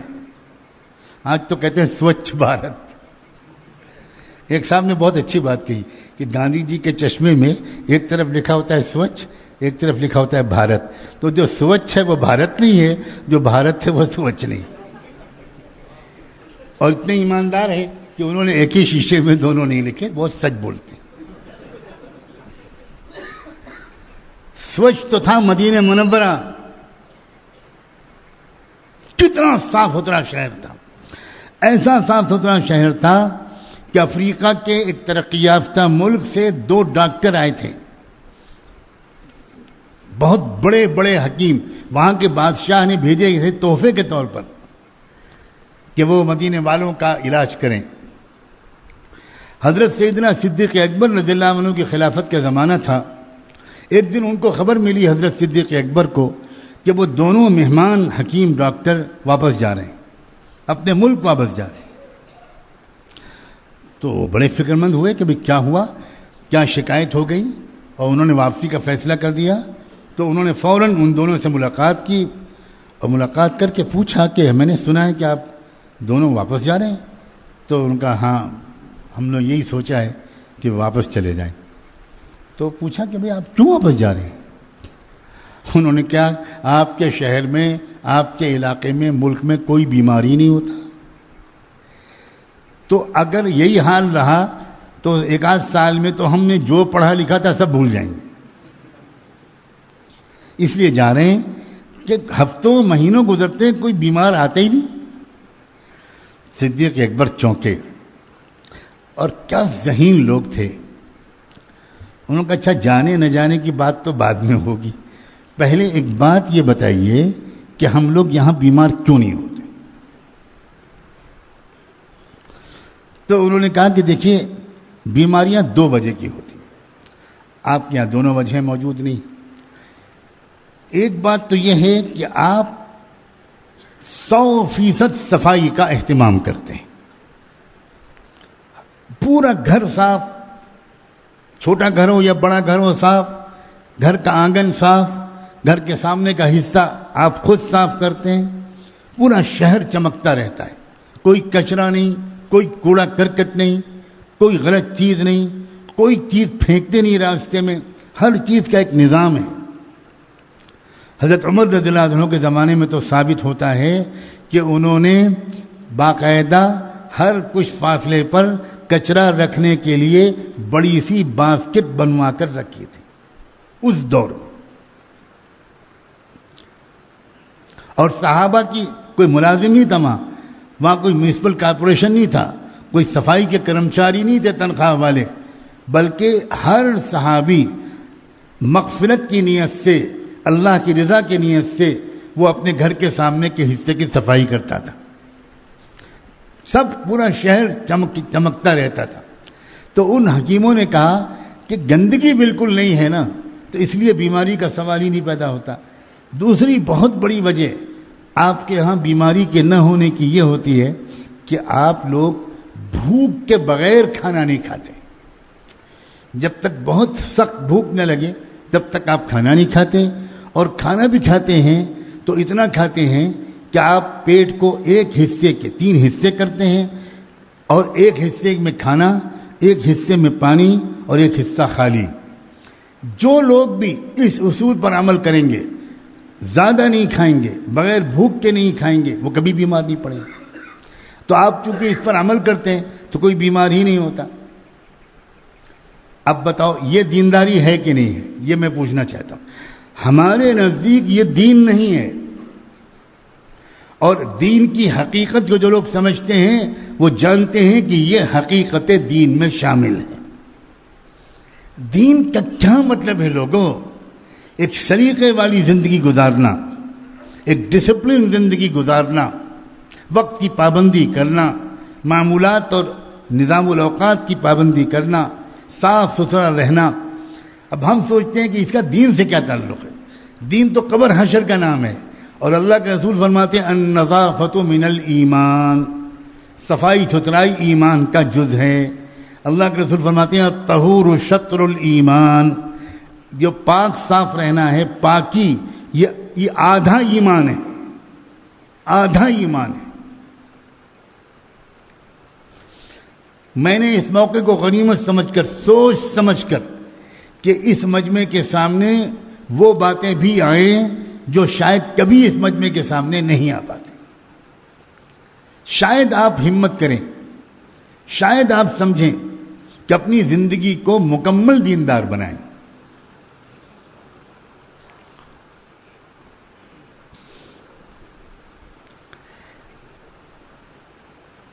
ایک صحابی گزر رہے تھے، اتفاق سے اور حسن اتفاق سے اسی طرف سے حضور اکرم صلی اللہ علیہ وسلم تشریف لے آئے. سلام ہوا، وعلیکم السلام. ہر وقت صحابہ حضور سے مصافحے کے لیے ہاتھ نہیں بڑھاتے تھے. اس کو بھی خوب سمجھیں، مصافحہ کون سا دین ہے اور کون سا بے دینی ہے. ہمارے یہاں کا مصافحہ اللہ کی پناہ، مصافحہ بالجبر، جیسے زنا بالجبر ہوتا ہے ویسے مصافحہ بالجبر. اب ایک ہاتھ گرا ہوا ہے چھڑی میں، دوسرا کسی کے کوئی پکڑ کر کوئی معذور آدمی چل رہا ہے، اور آپ کی عقیدت کی میزائل ہے کہ وہ مصافحے کی شکل میں برس کے گرتی ہے. اب چھڑی بھی چھوڑو، سہارا بھی چھوڑو، اور کلمہ پڑھتے ہوئے مصافحہ کر لو، شاید یہ آخری وقت مصافحہ کر. کیا ہے یار یہ ہے کہ مجھے بتاؤ کوئی کس صحابی نے اللہ کے رسول سے اس طرح مصافحہ کیا ہو؟ لاکھوں حدیثوں میں سے کوئی ایک حدیث ڈھونڈ کے لے آؤ. کیا ہو گیا؟ یہ بے دینی ہے مصافحہ. یعنی ہمارے بڑوں کا مجموع کے اندر سے زندہ صلابت نکلنا مشکل ہوتا ہے. یہاں کشمیر کے بھی 2 ایک لوگ شاید بیٹھے، جموں کشمیر کے، وہاں تو یہ حال ہوتا ہے کہ پولیس فیل ہو جاتی ہے مہمان مقرر کو زندہ سلامت نکالنے کی میں، آرمی بلانی پڑتی ہے، آرمی. میرے ساتھ ہمیشہ یہ ہوتا ہے، آرمی بلانی پڑتی ہے. کبھی کم بخت نہیں مانتے کہ شہید ہو جائیں گے مگر مضافہ تو کر. میں اس کو کہتا ہوں محبت کی دہشت گردی. یہ نام میرا رکھا ہوا ہے، اردو ادب میں اضافہ ہے، محبت کی دہشت گردی. اور مجھے خطرہ ہے کہ جنازہ بھی گزرے گا کسی بزرگ کا تو انشاءاللہ جنازہ روک کر اس سے بھی مسافہ کرے اور ڈانٹیں گے کہ کہاں لیٹے پڑے مسافہ نہیں کرتے، ہم اتنی دور سے آئے ہیں مسافہ کرنے کی. کیا پاگل پن ہے یار، یہ کون سی دینداری ہے؟ ایک واقعہ سنا دو کہ اللہ کے رسول سے اس طرح کسی نے مسافہ کیا. یہ نہیں ہے. جانتے ہو یہ کیا ہے مسافہ؟ میں بتاؤں، یہ وسوسہ شیطان ہے. میں یقین سے کہتا ہوں. ہوتا کیا ہے، جب بیان سنتا ہے آدمی تو اس کے دل دماغ پر کچھ اثر ہوتا ہے. اب شیطان یہ چاہتا ہے کہ یہ اثر دیر تک باقی نہ رہے، تو وہ مسافہ کرا کے ایک تسلی کا سامان کرتا ہے اور وہ جا کر باہر اپنے گھر والوں سے، بیوی بچوں سے کہتا ہے میں نے حضرت سے مسافہ کر لیا، میرا مسافہ ہو گیا. دھکم دھکا لائن میں ہو گیا مسافہ، اب مجھے عمل کرنے کی ضرورت نہیں، مسافہ ہو گیا، اب جنت ریزرو ہو گئی. جنہوں نے مسافہ نہیں کیا وہ کریں عمل، میں تو مسافہ کر کے آیا ہوں. یعنی عمل کا جذبہ ختم ہو جاتا ہے شاید اس مسافر سے. یہ نہیں صحیح طریقہ. اور امت میں وہ علماء کم ہو گئے جو کھری کھری سنائیں. مجھے نہیں معلوم حضرت تھانوی اور حضرت مولانا ابوالحق صاحب کے بعد کوئی امت میں بچا ہے جو ان چیزوں میں صاف صاف ٹوکتا ہو. حضرت تھانوی سے کوئی مسافہ کر کے دکھا دیتا، انہی کی خانقاہ میں قید با مشقت جھیلنی پڑتی.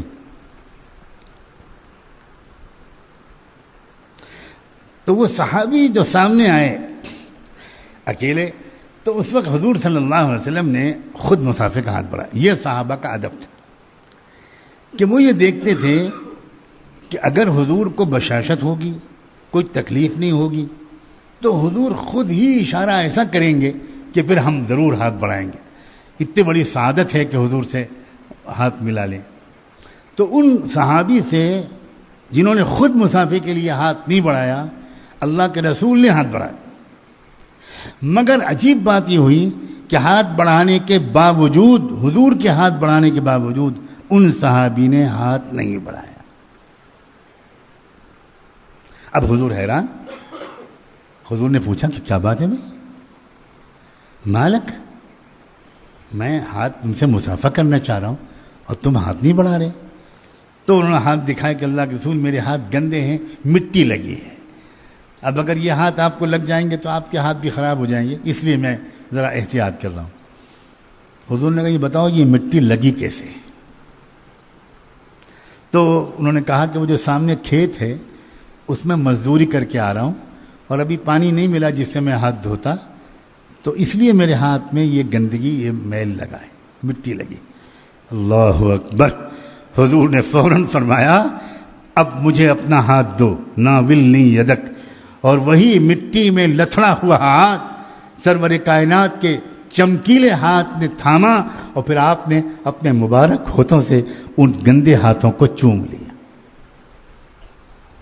مجھے نہیں لگتا کہ کسی مجاہد کی تلوار استعمال کیے ہوئے ہاتھ کو بھی اللہ کے رسول نے اس طرح چوما ہوگا. اور مجھے نہیں لگتا کسی بڑے عالم جس نے حدیثیں لکھی ہوں گی اور صحابی نے اس کی قلم والے ہاتھ کو حضور نے چوما ہوگا. مگر ہزاروں سلام اس مزدور کی خوش نصیبی پر، اس محنت کش کی خوش نصیبی پر، اس غریب حلال کمائی کھانے والے مزدور کے بظاہر مٹی لگے ہاتھ پر جس کے ہاتھ کو سرور کائنات کے پاک ہونٹوں نے چوما. یہ ہے دین، حلال کمائی کی قدر و قیمت، یہ دین ہے. کیا ہم کسی مزدور کو عزت سے دیکھتے ہیں؟ کیا ہم کسی مزدور کا احترام کرتے ہیں؟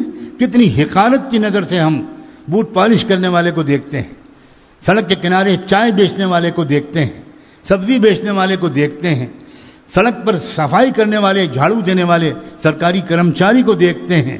یہ حقارت سے دیکھنا، اللہ کو اگر غصہ آ گیا تو اللہ تعالیٰ اس کو جو بھیج دے گا جنت میں اور ہمیں ڈال دے گا جہنم. یہ دین، اللہ کے بندو، یہ دین ہے. میں اپنے والد ماجد رحمۃ اللہ علیہ کو دیکھتا تھا کہ جب بھی ان کے ساتھ کہیں جانا ہوتا تھا، چھوٹا سا بچہ اور بڑا، جب بھی میں جاتا تھا، پیدل جا رہا ہوں تب، رکشے پر سوار ہوں تب، کار پر سوار ہوں کسی کی تو اکثر دیکھتا تھا کہ راستے سے گزرتے ہوئے وہ اکثر روتے رہتے ہیں، اکثر ان کی آنکھوں سے آنسو جاری رہتے. تو ایک دفعہ میں نے ہمت کر کے یہ پوچھا کہ جب آپ باہر نکلتے ہیں تو میں نے اکثر دیکھا ہے کہ آپ اکثر کچھ آپ کے اندر رقت طاری رہتی ہے، کیا بات ہے؟ تو خاموش ہو گئے. یعنی ان کو لگا کہ یہ راز تھا، اچھا تھا کہ کسی کو نہ معلوم ہوتا. پھر میں نے اصرار کیا کہ مجھے تو بتا ہی دیجیے کیا ہے کیا. میں سن کر دنگ رہ گیا کہ اللہ والے ہوتے کیا ہے، یہ حقیقی دینداری کیا ہوتی ہے. تو انہوں نے کہا کہ میں نے ایک عرصے سے اللہ نے مجھے یہ معمول بنا دیا ہے کہ میں جیسے ہی باہر نکلتا ہوں میری نگاہ جو پڑتی ہے، کوئی ٹھیلا کھینچ رہا ہے، کوئی مزدور ہے، کوئی سائیکل چلا رہا ہے، کوئی رکشہ چلا رہا ہے، کوئی بائک پر جا رہا ہے، کوئی دکان کھولے بیٹھے ہے، کوئی ٹیکسی چلا رہا ہے، کوئی اسکوٹر پر جا رہا ہے، کوئی پیدل جا رہا ہے، تو بس میرے دل ایک دم سے دعا مانگنے لگتا ہے کہ میرے مولا، یہ آپ کے سارے بندے اپنی مختلف ضرورتوں کے لیے جا رہے ہیں. کوئی روزی کمانے کے لیے جا رہا ہے، یہ دکان کھولے بیٹھا ہے، یہ رکشہ چلا رہا ہے، اللہ یہ ٹھیلا کھینچ رہا ہے، یہ بیچارہ شاید کسی مریض کو لے کر کوئی اس میں سے اسپتال جا رہا ہوگا. اللہ ان سب کو خوب روزی دیجیے، ان سب کو عافیت دے دیجیے. بس میرا معمول ہے کہ پورے راستے پوری مخلوق کے لیے دعائیں کرتا چلا جاتا ہوں. اللہ اکبر. ہم 50 سال سے اکرام مسلم پر بیان کرتے رہیں، کبھی ایک بار کسی کے لیے ایسی محبت کے جذبات ہمارے اندر آتے ہیں؟ یہ ہے دین.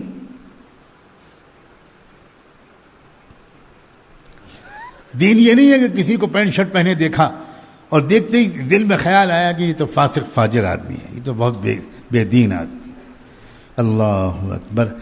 اس کی پینٹ شرٹ کو انشاءاللہ اللہ معاف کر دیں گے، لیکن تمہارے تکبر والی نظر کو نہیں بخشیں گے.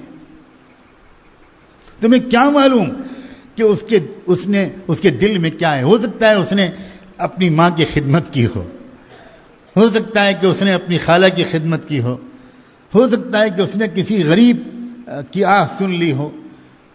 ایک کتے کے پلے کو پانی پلا دینے پر جب اللہ زندگی بھر کے گنہگار کو معاف کر سکتے ہیں تو جن پر ہم نظر ڈالتے ہیں کیا پتا کون سی نیکی چھپائے ہوئے ہوں.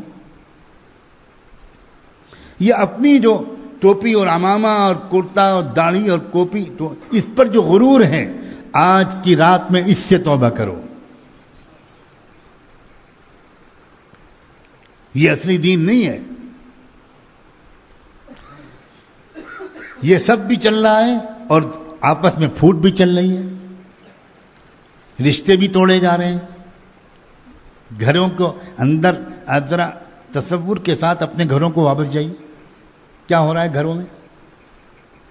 اگر کہیں آپ اپنی بیٹی کا رشتہ کسی اچھے لڑکے کے ساتھ چاہتے تھے اور آپ کو خبر ملی کہ اس لڑکے کا رشتہ تو کسی اور گھر میں ہو گیا، چاہے وہ آپ کے کسی بھتیجی بھانجی کے ساتھ ہوا ہو، اب آپ بتائیے کہ آپ کے دل پر کیا گزرتی ہیں. اگر آپ اتنے ہی خوش ہوئے اپنی اس بھتیجے کے ساتھ رشتہ ہو جانے پر جتنا اپنے بیٹے کے ساتھ رشتہ ہو جانے پر خوش ہوتے، تب تو آپ دیندار ہیں. اور خدا نے خواستہ اگر آپ کو اندر ایک بھوت سوار ہو گیا کہ بھئی یہ تو بڑا گڑبڑ ہو گیا، بڑا اچھا رشتہ ہاتھ سے نکل گیا، اب وہ بیوی کہے گی آپ فکر نہ کریں، میں کر لیتی ہوں، آپ فکر نہ کریں، میں سب کو ترتیب بناتی ہوں. اب چغلی کرنا، غیبت کرنا، رشتوں کو توڑنا، ادھر جا کے کچھ کہہ دینا کہ بھئی دیکھو کسی اور سے تو میں نہ کہتی مگر آپ سے کہتی ہوں، پرانا ساتھ ہے، مرنے جینے کا اتنا گہرا تعلق ہے، وہ لڑکا ٹھیک نہیں ہے. اچھا، اوہو، ارے کیا بات ہے، نہیں، اور کو ہم کچھ نہیں بتائیں گے، اور کچھ نہیں بتائیں گے، وہ لڑکا ٹھیک نہیں ہے. آپ کہاں تم نے رشتہ کر لیا بھائی؟ پہلے مجھ سے پوچھ تو لیا ہوتا. ہاں بھائی، یہ تو غلطی ہوئی واقعی. اب عورت بیچاری اتنی کم سمجھ ہوتی ہے، اللہ کے شکر ہے یہاں کوئی عورت نہیں بیٹھی ہے، وہ کہتی ہے کہ میرا دل میں کچھ دکھ ہو رہا تھا، تم نے ٹھیک کہا. ہاں بات تو ہے کچھ. ہاں، خواب بھی دیکھا تھا میں نے. ہاں، اب یاد آیا. ارے جس دن رشتہ ہوا، مٹھائی گئی، اسی دن خواب دیکھا، سانپ تھا، سانپ. ارے میں تو رشتہ توڑ دوں گی. یہ ہو رہا ہے، دیندار گھروں میں ہو رہا ہے. کیا ساس اپنی بہو کو دیندار گھروں میں نہیں ستا رہی؟ یہ ساس روزانہ تعلیم بھی کراتی ہے، ہفتے واری مستورات کے اجتماع میں بیان بھی کرتی ہے، اور اس کی اپنی بہو کو ستاتی بھی ہے. میں قسم کھا کے کہتا ہوں، اس عورت کا دین سے کوئی تعلق نہیں. یہ سینکڑوں بیان کر لے، اللہ کو ایسے بیان کو کوئی پرواہ نہیں. یہ ہے دین. اگر آپ کے گھر کی عورت اپنی بہو کو محبت نہیں دیتی، اس کے ارغڑی پن کو برداشت نہیں کرتی، اس کو کلیجے سے نہیں لگاتی، اس کی غلطیوں کو معاف نہیں کرتی، اپنی بیٹیوں کی طرح اس کی تربیت نہیں کرتی، اور اپنی بہو کے ساتھ وہ سلوک آپ کی بیوی نہیں کرتی جو وہ اپنی بیٹی کے ساتھ اپنے سسرال میں ہونے کی تمنا رکھتی ہے، تو آپ کی ساس 50 حج کر لے اور 200 عمرے کر لے، بالکل دیندار نہیں. یہ دینداری ہے بھائی. اور یہ دینداری دیکھنے کو آنکھیں ترس گئی. ہر گھر میں ساس بہو کے جھگڑے، ہر گھر میں نند بھاوت کے جھگڑے، اور اس سے بھی آگے میاں بیوی کے جھگڑے.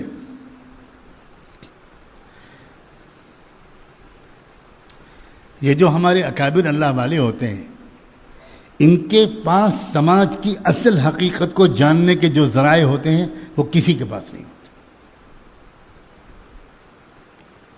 اس لیے کہ دکھ میں مبتلا مرد اور عورتیں، ظلم کا شکار مرد اور عورتیں، وہ ان سے اپنے حالات بیان کر کے دعا کی درخواست بھی کرتی ہیں، مشورے بھی لیتے ہیں. کوئی ہفتہ خالی نہیں گزرتا جس میں دکھ میں مبتلا عورتوں کے زیادہ تر خطوط نہ آتے ہوں. کوئی ہفتہ نہیں. میرے شوہر ہر سال کیا چلہ بھی لگاتے ہیں، بیرون میں بھی وقت لگاتے ہیں، اپنے علاقے کے ذمہ دار بھی ہیں، مگر حضرت کہتے ہوئے قلم لڑکھڑاتا ہے، اتنے غصے ور ہیں کہ جیسے ہی گھر میں داخل ہوتے ہیں، جب تک گھر سے نکلتے نہیں تب تک ڈانٹنا اور مارنا، لڑنا اور جھگڑنا. میں تو ترس گئی ہوں ان کے مسکراتے چہرے کو دیکھنے کی. بیرون میں بھی وقت لگ رہا ہے، 4 مہینے کی جماعتوں بھی نکل رہے ہیں، ذمہ دار بھی ہیں، مشورے سے بیان بھی رکھے جا رہے ہیں، اور بیوی کا یہ حال ہے. یہ نہیں ہے دینداری، یہ بالکل دینداری نہیں. اللہ کے رسول نے کیا فرمایا خیرکم خیرکم لأہلہ، تم میں سب سے اچھا مسلمان وہ ہے جس کا برتاؤ اپنی بیوی بچوں کے ساتھ بہترین ہو. یہ نہیں کہا کہ تم میں سب سے اچھا وہ ہے جو ہر سال بیرون میں وقت لگائے، تم میں سب سے اچھا وہ ہے. یہ نہیں کہا.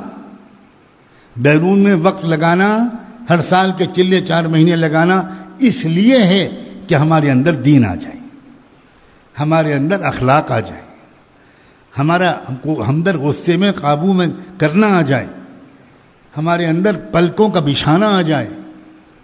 یہ دین ہے. اور پھر اسی حدیث میں آپ نے فرمایا وَأَنَا خَيْرُكُمْ لِأَهْلِي، اور اپنے گھر والوں کے ساتھ تم میں سب سے اچھا سلوک کرنے والا بھی میں ہی ہوں. حضور نے فرمایا.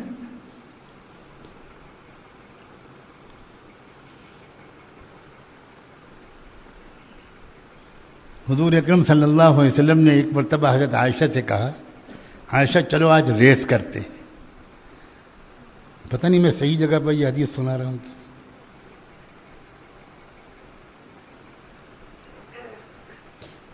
ریس کا مقابلہ، دوڑتے ہیں. آج دیکھیں تم مجھے ہراتی ہو کہ میں تم کو ہراتا ہوں.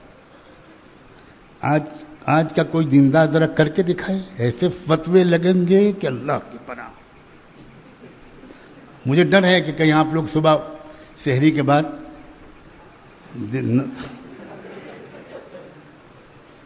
بیان میں صرف یہی آپ پر کو عمل کی چیز نظر آئے تو ذرا اپنے گرد و پیش والوں کو ہاضمے کا چورن پہلے کھلا دیجیے گا، تب ریس کے لیے نکلیے گا. ریس کر رہے ہیں حضور اکرم صلی اللہ علیہ وسلم. کیوں؟ حضرت عائشہ چلبلی قسم کی، کم عمر، کھلنڈری قسم کی لڑکی تھی، بہت کم عمر تھی. اور شوق ہوتا ہے اس عمر میں، اللہ قسم کا، اللہ جوانی کہتے ہیں اردو میں. ایک شوق ہوتا ہے لڑکیوں کا، رسی کودنا، کھیلنا، دوڑنا، بھاگنا، یہ شوق ہوتا ہے. اب آپ کو شوق تو بہت ہوتا ہے کماری لڑکی سے شادی کا، لیکن اس کے بعد فوراً اس کو الشیخ والشیخوخۃ بنا دیتے ہیں. آپ پابندی لگ جاتی. بولنا مت، خبردار. بہت سے لوگ ہیں جن کے گھروں میں شوہر بیوی سے ان کے سامنے بات نہیں کر سکتا. عجیب تماشا ہے یار، عجیب عجیب رواج چلے آ رہے ہیں. حضور نے ریس کیا، اور قسمت کی بات کہ پہلی دفعہ کے ریس کے مقابلے میں حضرت عائشہ جیت گئیں. حضرت عائشہ نے خوب چڑھایا، میں جیت گئی، آپ ہار گئے. اب ہماری آپ کی وہ ام المومنین ہیں، حضور کی تو بیوی تھی بھائی. اگر آپ کی بیوی کے سامنے بھی آپ بیان کرنے بیٹھ جائیں، آؤ جاؤ قریب قریب قریب قریب. بہت سے لوگ مستورات میں بیان کرتے ہیں اور عادت ہے اس کی، بھائیوں دوستوں بزرگوں، عادت پڑی ہوئی ہے. بیان کرنا آتا نہیں، 3-4 جملے کے بعد بریک لگ جاتا ہے. اس بریک میں بھائیوں دوستوں بزرگوں بہت کام آتا ہے. اتنی دیر میں کوئی جملہ یاد آ جاتا ہے، فضائل اعمال کا، تعلیم کا، کچھ چرایا ہوا جملہ.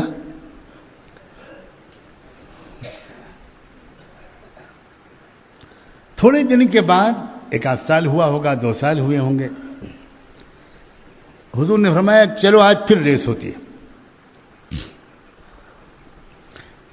وہ جگہ مدینہ منورہ میں صحابہ نے یادگار بنا دی، جس جگہ تک دوڑ کے دونوں گئے تھے. آج تک وہ جگہ یادگار ہے. وہاں ایک مسجد بنی ہوئی ہے، مسجد السبق.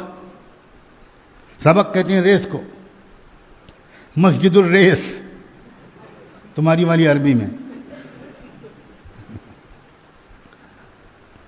تو دوسری بار ریس ہوئی، دوبارہ ریس میں الٹ گیا میچ کا نتیجہ. حضور جیت گئے، حضرت عائشہ ہار گئی. تو جانتے ہیں حضور نے کیا کہا؟ حضور نے جیتنے کے بعد کہا ہادی بتلکا، یہ اس کا جواب ہے. اس وقت تم جیتی تھی، آج میں جیتا. اب یہ جو محبت بھرے معاملات ہیں، یہ ہے دین. اگر آپ اپنی بیویوں کے ساتھ یہ سلوک کرو گے تو بیویاں آپ کو دین کے کام میں آگے بڑھائیں گی، معاون بنیں گے. گھر میں خوشیوں کا ماحول ہوگا. گھر میں خوشیوں کا ماحول بنانا یہ دین ہے. دین یہ نہیں کہ گھر میں معلوم ہو کہ جیسے جب آپ داخل ہوں تو پتہ چلے علاقے کے ڈپٹی DYSP آ گئے، تھانے دار صاحب آ گئے. اب ایک بچہ ادھر گھس رہا ہے میز کے نیچے، اور ایک بچہ گھس رہا ہے بیڈ کے نیچے، اور ایک الماری کے پیچھے. ابو آ گئے، ابو آ گئے، ابو آ گئے. ابو نہیں آئے، کوئی تھانے دار صاحب آ گئے. یہ بددینی ہے. یہ بالکل دین نہیں. آپ کے گھر واپسی کا انتظار ہونا چاہیے بیوی بچوں کو شوق کے ساتھ، اور آتے ہی لپٹ جانا چاہیے، اور آتے ہی آپ فوراً ہنستے مسکراتے لطیفے چٹکلے سنائیے. آتے ہی قبر حشر کی بات نہ شروع کر دیجیے. بہت ڈر لگتا ہے. معلوم آج نکاح ہوا، اب پہلی ملاقات ہے سہاگ رات میں، اور آپ نے کچھ پوچھا کہ قریب قریب آ جاؤ. الحمدللہ نحمدہ ونستعینہ ونؤمن بہ ونتوکل علیہ. قبر یا جہنم کا گڑھا ہوگا یا جنت کا باغ ہوگا. تو بیوی کہے گی کہ اعوذ باللہ من ھذا الجن. اور سیدھے دارالقضا پہنچے یہ خلا لینے کے لیے. نہیں بھائی، یہ دین نہیں. دین خوبصورت ہے، حسین ہے، دین دلکش ہے. اتنا حسین ہے کہ دنیا میں کوئی طرز زندگی اتنا حسین نہیں جتنا سنت اور شریعت کے مطابق زندگی خوبصورت ہے. اس لیے اللہ کے بندو، دین کی حقیقت کو سمجھو. اور دین کی حقیقت علماء کی صحبت کے بغیر نہیں مل سکتی. یاد رکھنا اچھی طرح. جو دین کی گہرائی کو سمجھتے ہوں، جو دین میں سے ایک آدھ چیز کو نکالنے کے بجائے پورے دین کو سامنے رکھتے ہوں، ان سے جب ملو گے، ان سے تعلق جوڑو گے، ان سے رہبری لوگے، ان سے مشورے لوگے، تو پورا دین انشاءاللہ زندگی میں آئے گا.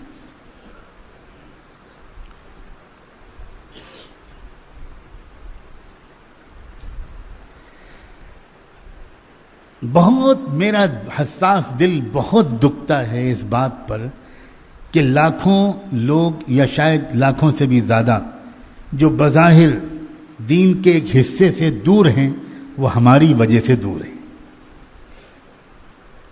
ایک نوجوان لڑکا مسجد میں آ کے نماز پڑھنا شروع کرتا ہے. اب بیچارے نے نماز شروع کی ہے. اب پرانے جو نمازی ہیں، جنت کے ٹھیکیدار، اب انہوں نے دیکھا کہ اس کی تو شرٹ کی آستین اوپر ہے اور پینٹ نیچے ہے. تو ایک نے ادھر سے پکڑا اور ایک نے پینٹ پکڑی. کیا نماز پڑھنے آئے ہو؟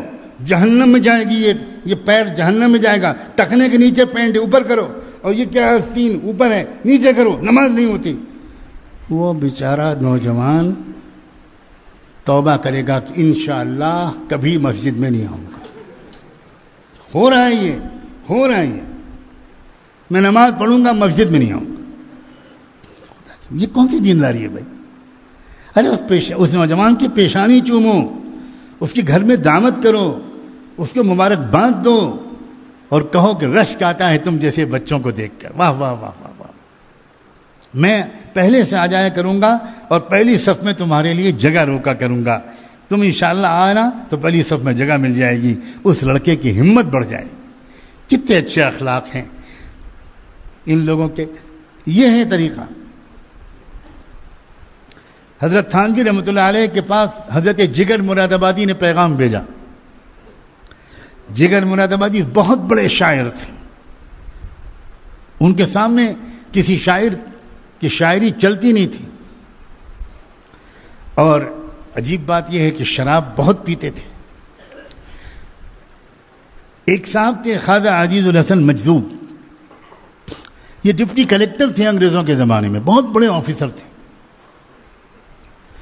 اور وہ بھی ہیٹ لگاتے تھے، پینٹ شرٹ پہنتے تھے، انگریزوں والا ہیٹ. بہت بڑے آفیسر تھے. ڈپٹی کلیکٹر ہونا اس وقت انڈین آدمی کے لیے آخری چیز ہوتی تھی. کوئی انڈین شخص کلیکٹر نہیں بن سکتا تھا. جو سب سے اونچا عہدہ ملتا تھا وہ ڈپٹی کلیکٹر. اللہ نے زندگی کی قسمت پلٹی اور ان کو حضرت تھانوی کے ہاں جانے کا موقع مل گیا.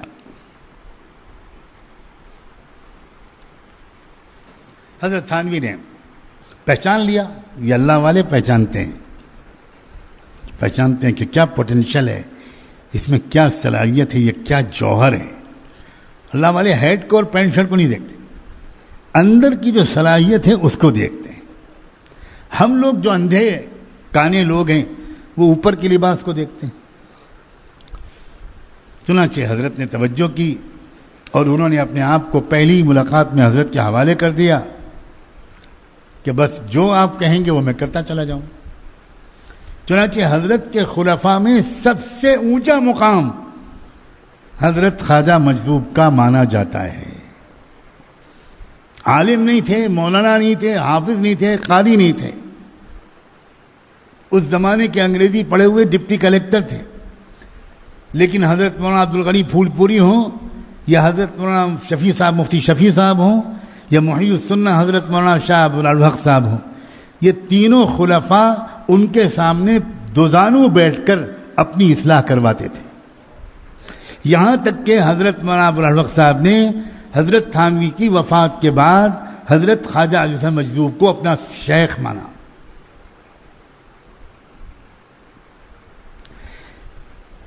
جگر مراد آبادی مرحوم کو اور مجذوب صاحب کو بہت گہرا تعلق تھا ایک دوسرے سے. مجذوب صاحب کی نظر جگر پر پڑتی تھی کہ جگر واقعی جگر والے ہیں, بہت خوبیوں والا انسان ہے. ایک مصیبت ہے کہ ذرا شراب کی لت لگی ہوئی. تو انہوں نے کھینچا جگر کو کہ بھائی ایک بار آپ چل کے تو دیکھو تھانہ بھون, چل کے چلو, میرے حضرت کے پاس چلو. تو جگر نے کہا کہ مجذوب صاحب, آپ کی زندگی میں جو زبردست تبدیلی آئی ہے اس کو میں کافی عرصے سے دیکھ رہا ہوں, اور میرا دل بہت للچا رہا ہے. کسی اور سے کہنے نہیں کہوں گا, آپ سے کہتا ہوں, میرا دل بھی اسی شخصیت کے پاس جانے کا بہت چاہ رہا ہے جس نے آپ کو اندر باہر سے بدل دیا. تو مجذوب صاحب نے کہا کہ یہی تو میں بھی چاہتا ہوں, چلو پھر میں لے کے چلتا ہوں. تو جانتے ہیں جگر صاحب نے کیا کہا؟ یہ سچے لوگ تھے. جگر صاحب نے کہا بھائی میں چلنے کو تیار ہوں, لیکن مصیبت یہ ہے کہ میں ایک دن تو کیا چند گھنٹے بھی شراب پیے بغیر گزار نہیں سکتا. اب بتاؤ اس منہ کو, اس عادت کو لے کر کیسے جاؤں؟ تو مجذوب صاحب نے کہا کہ ٹھیک ہے, میں حضرت کے پاس جاتا ہوں اور پوچھ کے بتاؤں.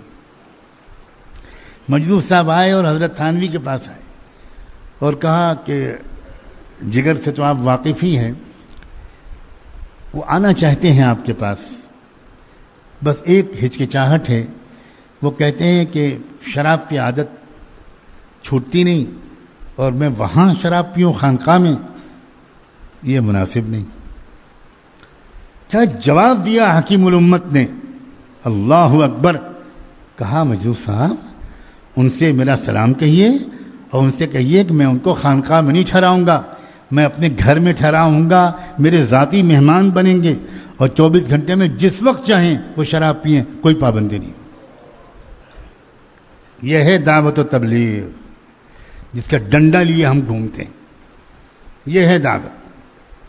چنانچہ جب جس وقت جگر صاحب سے مجذوب صاحب نے یہ کہا وہ رو پڑے اور کہا اب بھی اگر میں نہ جاؤں تو مجھ سے بڑھ کر کوئی کمینہ نہیں. چنانچہ آئے, حاضر ہوئے اور سامان میں شراب کی بوتل چھپا کر لائے. حضرت تھانوی کو پہلے سے اطلاع تھی. حضرت نے اپنے گھر میں باقاعدہ ان کا انتظام کر دیا, ایک شخص کو مأمور کر دیا کہ دیکھ بھال کرتے رہنا, اور اس کو سمجھا بھی کچھ دیا, اور بہت اعزاز و اکرام کے ساتھ جگر صاحب کو کہا کہ اب آپ قیام فرمائیے. شام ہو گئی ہے, رات کا کھانا کھائیں گے اور اس کے بعد اب آرام فرمائیے, کل ملاقات ہو. صبح جو ملاقات ہوئی پہلے مجذوب صاحب سے, تو مجذوب صاحب نے کہا کہ حضرت نے خصوصی طور پر اگر بلا لیا تو ہو سکتا ہے کہ فجر کے بعد ہی جانا پڑ جائے. جگر صاحب اشارہ سمجھ گئے. جگر صاحب سمجھ گئے کہ مجذوب صاحب کہنا ہی چاہ رہے ہیں کہ اگر ابھی گھنٹہ 2 گھنٹے پہلے پی ہے تو میں کوئی بہانہ کر دوں گا حضرت سے, یا کہہ دوں گا کہ تھوڑی دیر کے بعد بلا لیجیے گا, ابھی فوراً فجر کے بعد نہ بلائیے. تو جگر صاحب سمجھ گئے, کہنے لگے ساقی نے محبت کی وہ میں پلا دی ہے کہ اب کسی اور شراب کی مجھے کوئی ضرورت نہیں. یہ اخلاق سیکھو اللہ کے بندو, یہ ہے دین. بس آخر میں ایک واقعہ اسی سلسلے کا سنا کر بات کو مکمل کرتا ہوں. امام ابو حنیفہ رحمۃ اللہ علیہ, آپ نے بہت نام سنا ہوگا, ہزاروں سلام ہوں ان پر, بہت بڑے محسن امت کے.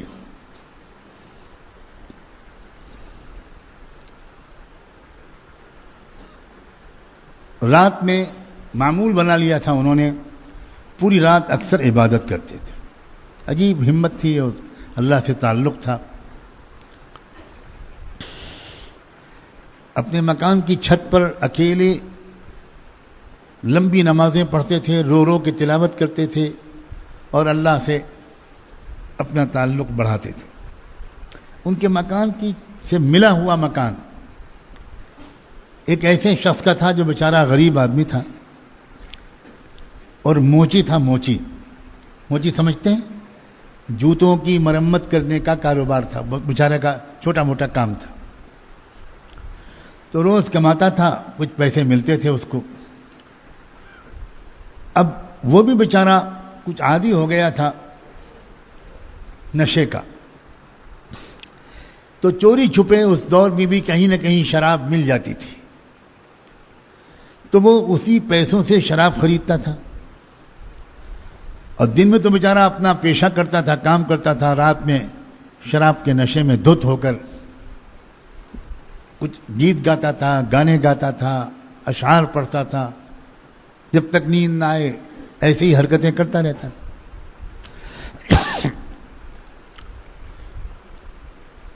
امام صاحب نے بالکل پڑوس میں ہونے کے باوجود کبھی نہیں ٹوکا. ایک دن ایسا ہوا کہ بالکل آواز نہیں آئی اور رات بھر سناٹا رہا. تو امام صاحب کو فکر ہوئی کہ میرا پڑوسی ہے، کیا بات ہے، آج کوئی بیمار تو نہیں پڑ گیا. اس شرابی پڑوسی کے گھر گئے پوری امت مسلمہ کے سب سے بڑے عالم، سب سے بڑے اللہ والے امام اعظم اس گھر کے دروازے پر گئے. دروازے پر دستک دی، اندر سے کوئی نکلے لوگ. امام صاحب کو دیکھ کر حیران رہ گئے. ارے آپ فرمائیے کیا بات. تو ان کا بھائی وہ آج اس شخص کی کوئی آواز نہیں آئی پوری رات. تو میں ذرا فکر مند ہوا کوئی بیمار تو نہیں ہو گیا، کوئی اور میری خدمت، میرے لائق کوئی خدمت ہو تو بتاؤ. تو گھر والوں نے کہا کہ امام صاحب اب انشاءاللہ اس کی آواز نہیں آئے گی. آپ بھی بہت پریشان ہو لیے اور ہم بھی پریشان ہوتے تھے، اب نہیں آئی. کیوں، کیا ہوا؟ انہوں نے کہا ہم لوگ اس سے بہت تنگ آ چکے تھے، نہ خود سوتا تھا نہ ہمیں سونے دیتا تھا. ہم نے آج اس کی رپورٹ لکھائی تھی، سرکاری پولیس آئی اور اس کو گرفتار کر کے لے گئی. اب وہ جیل میں رہے گا. اس زمانے کی جیلوں میں اصلاح کی محنت ہوتی تھی. آتے تھے لوگ جرائم کر کے، نکلتے تھے لوگ نیک بن کے. تو اب وہ جیل میں رہے گا، انشاءاللہ وہاں سے سدھر کے آئے گا. امام صاحب کچھ نہیں بولے، خاموش ہو گئے، واپس چلے گئے. اگلا دن گزرا، امام صاحب کی اپنی علمی مشغولیات. پھر رات آئی.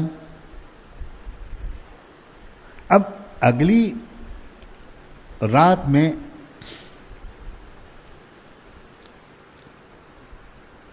جب دن آیا، نہیں دن ہی میں، پہلی رات گزرنے کے بعد دن میں امام صاحب چپ چاپ شہر کے حاکم کے پاس گئے.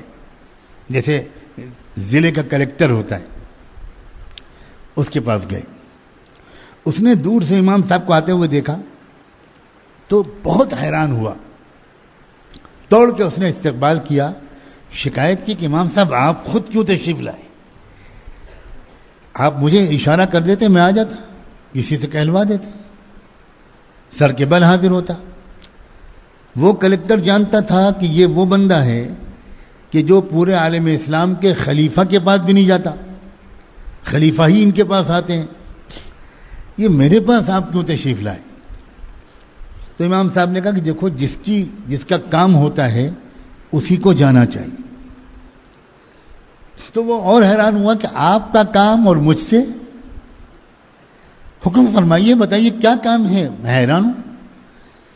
تو اس نے امام صاحب نے کہا کہ بھئی ایک میرا پڑوسی ہے، یہ حلیہ ہے، یہ نام ہے، مجھے پتا چلا ہے کہ آپ نے اس کو گرفتار کروایا ہے، جیل میں بھیجا ہے.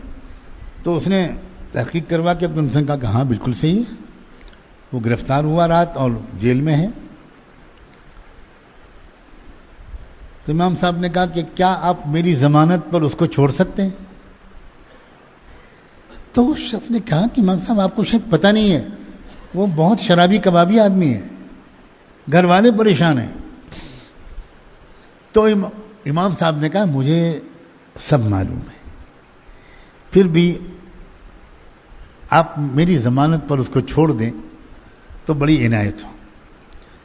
تو اس کلیکٹر نے کہا کہ امام صاحب آپ کیسی بات فرما رہے ہیں، آپ کا ہر جملہ حکم ہے، آپ کا فتویٰ ملک کا قانون ہوتا ہے، تو مجھے کیا اشکال ہے، آپ تشریف لے چاہیے گھر، میں بھیجتا ہوں اس کو.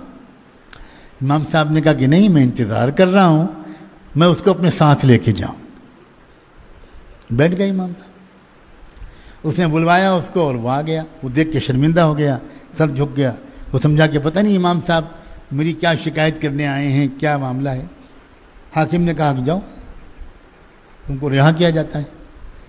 امام صاحب اٹھے اور اس کو ساتھ لے کے چل دیے. پورے راستے ایک جملے کی نصیحت امام صاحب نے کی ہو ایسا کوئی ثبوت نہیں ملتا. کچھ نہیں کہا، خاموش اس کو لے کر اس کو اس کے گھر پہنچایا، اپنے گھر میں داخل ہو گئے. پھر دن کا بقیہ حصہ گزرا، پھر رات آئی.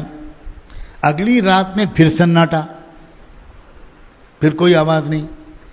امام صاحب تو انتظار کر رہے تھے کہ پھر آج شور مچے گا. تو جب دوسری رات میں پھر سناٹا رہا تو امام صاحب اگلی صبح کو پھر پہنچے اس کے گھر. آج جو دستک دی اور اندر سے لوگ نکلے تو امام صاحب نے دیکھا کہ دروازہ کھلا ہوا ہے، باقی لوگ تو سو رہے ہیں، لیکن وہ خدا کا بندہ جا نماز پر کھڑا ہوا رو رہا ہے. امام صاحب انتظار میں رہے. اس نے سلام پھیرا، دوڑ کے آیا. امام صاحب نے کہا میں تمہاری خیریت پوچھنے آیا ہوں، آج بھی کوئی آواز نہیں آئی، مجھے ڈر لگا کہ تمہارے گھر والوں نے تمہارے ساتھ کوئی برا سلوک پھر تو نہیں کر دیا. تو اس نے کہا امام صاحب اللہ اکبر و کبیرہ، پوری امت کے امام اعظم کی محبت کے نشے کے بعد اب مجھ کمینے کو شراب کے نشے کی کوئی ضرورت نہیں. آپ نے اپنی محبت کا جو نشہ مجھے پلایا ہے، جس عزت سے آپ نے مجھ جیسے گنہگار کی فکر کی ہے، میں اب تک نشہ کیوں پیتا تھا، میں شراب کیوں پیتا تھا؟ صرف اس لیے کہ میں شہر کا انتہائی غریب اور حقیر سمجھا جانے والا انسان تھا. ہر ایک مجھے ذلیل سمجھتا تھا اور میں اپنی ذلت کے غم کا بوجھ ہلکا کرنے کے لیے رات میں شراب پیتا تھا. اب کہاں میں ذلیل، کیا مجھ سے بڑھ کر بھی پورے عالم اسلام میں کوئی عزت والا شخص ہے؟ اب مجھے شراب کی کیا ضرورت ہے؟ لوگوں، یہ ہے دین کی محنت، یہ ہے اکرام مسلم، یہ ہے دینداری، یہ ہے اخلاق جس کے ذریعے سے امت جڑتی تھی. اصل مصیبت آج وہ ان لوگوں کی خرابی نہیں ہے جن کو ہم دنیا دار سمجھتے ہیں. آج کی اصل مصیبت جو ہے وہ ہم جھوٹے اور کھوٹے دینداروں کی جھوٹی دینداری ہے. یہ ہے اصل مسئلہ. اور یہ جب تک ہم کسی اللہ والے کے حوالے اپنے آپ کو نہیں کریں گے، اپنے آپ کو نہیں مٹائیں گے، نئے سرے سے دین کو نہیں سیکھیں گے، ہم کسی کے شاگرد نہیں بنیں گے، ہم اپنا تکبر نہیں چھوڑیں گے، جب تک ہم واقعی کسی دل والے سے اپنے دل کی اصلاح نہیں کرائیں گے، تب تک حقیقی اور مکمل دینداری نہیں آ سکتی. اور تب تک وہی جھوٹی والی دینداری، وہی ادھوری دینداری جس کے زوم میں ہم پھنسے ہوئے ہیں اور جس کی وجہ سے ہماری ترقی نہیں ہو پا رہی، تب تک ہم اسی میں لگے رہیں گے. دعا ہے کہ رمضان مبارک کے عشر اخیرہ کی ان راتوں کی برکت سے اللہ تبارک و تعالی اپنے کرم سے ہمیں یہ جھوٹی دینداری سے سچی توبہ عطا فرمائے. گناہوں سے توبہ کر چکے، اب جھوٹی دینداری سے توبہ کرو.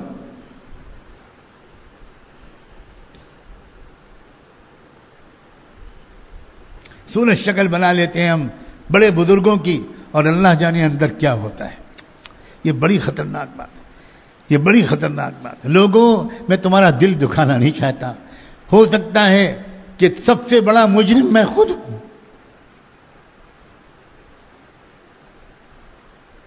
اصلی دینداری جس میں تواضع، سخاوت، ایثار، ہمدردی، والدین کی خدمت، یہ ہے دینداری. کیا کبھی کسی کو یہ توفیق ہوتی ہے کہ رات میں سوتے وقت وہ اپنے ابو جی کے پاس جائے, اپنی امی کے پاس جائے, امی ذرا سر میں تیل لگانے آیا ہوں, آپ کے سر میں تیل لگا دوں, آپ کے میں پیر دبا دوں, امی آپ نے بڑی مشکل سے ہم لوگوں کو پالا ہے, امی دن بھر آپ ہمارے کاموں میں لگی رہتی ہیں, ذرا سا سر دبوا لیجئے, ذرا سا مجھے خدمت کا موقع دے دیجئے. ماں ہزاروں سلام اس کی محبت پر, نہیں بیٹا تم اپنے کمرے میں جاؤ, بہو تمہارا انتظار کر رہی ہے. عجیب بات ہے, کیا ہے ماں, ہم نے ماں کی قدر کرنے کے لیے اس کا انتقال ہو جانے کی عادت ڈال لی ہے. ہم تب قدر کرتے ہیں جب ماں کا جنازہ گھر سے نکلتا ہے, اور تب پتہ چلتا ہے گئی, پرخلوص محبت کرنے والی ہستی گئی. امام شافعی رحمۃ اللہ علیہ اتنے بڑے امام, جس دن امام ابو حنیفہ کا انتقال ہوا اسی دن امام شافعی پیدا ہوئے. زندگی بھر کا ان کا معمول تھا کہ رات میں سونے سے پہلے وہ اپنی والدہ کے پاس جاتے تھے اور اپنی ماں کا سر دبانا, سر میں تیل لگانا, خدمت کرنا, اور آخر میں چلتے چلتے ان کے پیروں کے تلوے چاٹتے تھے, اپنی زبان سے چاٹتے تھے. ماں کہتی تھی بیٹا یہ تم کیا کر رہے ہو, تم اتنے بڑے عالم ہو کر میرے پیر چاٹ رہے ہو, تلوے چاٹ رہے ہو. تو وہ کہتے تھے کہ اماں میں آپ کے تلوے نہیں چاٹ رہا, آقائے مدینہ نے یہ کہا ہے کہ جنت ماؤں کے پیروں کے نیچے ہوتی ہے, میں تو اپنی جنت چاٹ رہا ہوں, مجھے اس سے محروم نہ کیجیے. یہ کرو گے انشاءاللہ, یہ ہے کام کرنے کے. پھر دیکھنا وہ جو ماں کی دعا ملے گی تم کو, اس سے کاروبار کے دروازے بھی دروازے کھلیں گے, اس سے بیماریاں دور ہوں گی, اس سے دین اور دنیا دونوں میں ترقی ہوگی. عجیب مصیبت ہے, میں کیا اس بات میں بات نکلتی ہے, جن کو ہم بزرگ سمجھتے ہیں ان سے دعا کرانے کا معمول ہے, اور وہ بھی عجیب معمول ہے. ہر شخص ملتے ہی کہتا ہے خاص دعا کیجیے گا, خاص دعا کیجیے گا, میرے لیے خاص دعا کیجیے گا. اچھا بھائی عام دعا کس کے لیے کریں؟ آپ ہمارے خاص آدمی ہو, زندگی میں پہلی اور آخری بار دیکھا ہے آپ کو, اور آپ کہہ رہے خاص دعا کیجیے. کہے کے لیے خاص دعا کریں؟ کیا رشتہ ہے ہمارا آپ کا خاص؟ آج آپ سوچ رہے ہوں کہ حضرت کا موڈ کیا ہے. ابھی تو میں ڈنڈا لے کے نہیں آیا ہوں, اس کی بھی ضرورت ہے.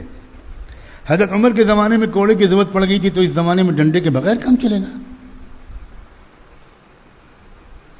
خاص دعا کیجیے. ارے کیا یار اچھی بات ہے. علماء سے پوچھو کہ کبھی صحابہ اس طرح حضور سے دعا کی درخواست کرتے تھے؟ یہ سب رسم ہے, بناوٹ ہے, بناوٹ. عجیب بات ہے, اپنی ماں سے کبھی دعا کی درخواست کی ہے تم نے؟ ہزار بزرگ ایک طرف اور ماں ایک طرف, اپنی ماں سے دعا کراؤ. یہاں سے واپس جانے کے بعد اگر معتکف ہو تو جاؤ اور سب سے پہلے اپنی ماں کے قدموں کو چومو, ماں کی دستبوسی کرو, اور ماں سے کہو کہ ہم نے آپ کا مقام نہیں پہچانا, پہلے تو معاف کر دیجئے, اور دوسری بات یہ ہے ابھی اسی وقت اپنے آنچل پھیلا کر میری ہدایت اور مغفرت کی دعا کر دیجئے. ماں کیا چیز ہے جانتے ہو؟ اگر بارش رکی ہوئی ہو اور تم اپنی ماں کے واسطے سے دعا مانگ دو تو میں تم کو یقین دلاتا ہوں اللہ بارش بھیج دیں گے. ماں ایسی ہستی ہے. ہم نے اپنی ماؤں کی قدر نہیں جانی. یہ سب جھوٹی دینداری ہے, یہ جھوٹی دینداری کی کمیاں ہیں. جھوٹی دینداری والا تو ماں سے بدتمیزی سے بات کر لیتا ہے, الٹ کے جواب دے دیتا ہے, اونچی آواز میں بات کر لیتا ہے. دیندار ہے وہ, مسجد کی جماعت کا ذمہ دار ہے, اور ماں کا دل دکھاتا ہے. یہ جھوٹی دینداری. اللہ کرے کہ یہ بات جو آج میں نے کہی ہے یہ دل میں بیٹھے, اور یہ آپ اپنی ڈائری میں نوٹ کریں, بھول نہ جائیں, اور بعد میں اپنی دینداری کو اس کی روشنی میں مکمل کریں. اللہ تعالیٰ مجھے بھی اس کی توفیق عطا فرمائے اور آپ کو بھی. آج کوئی اجتماعی دعا نہیں ہوگی, کوئی اجتماعی دعا رسم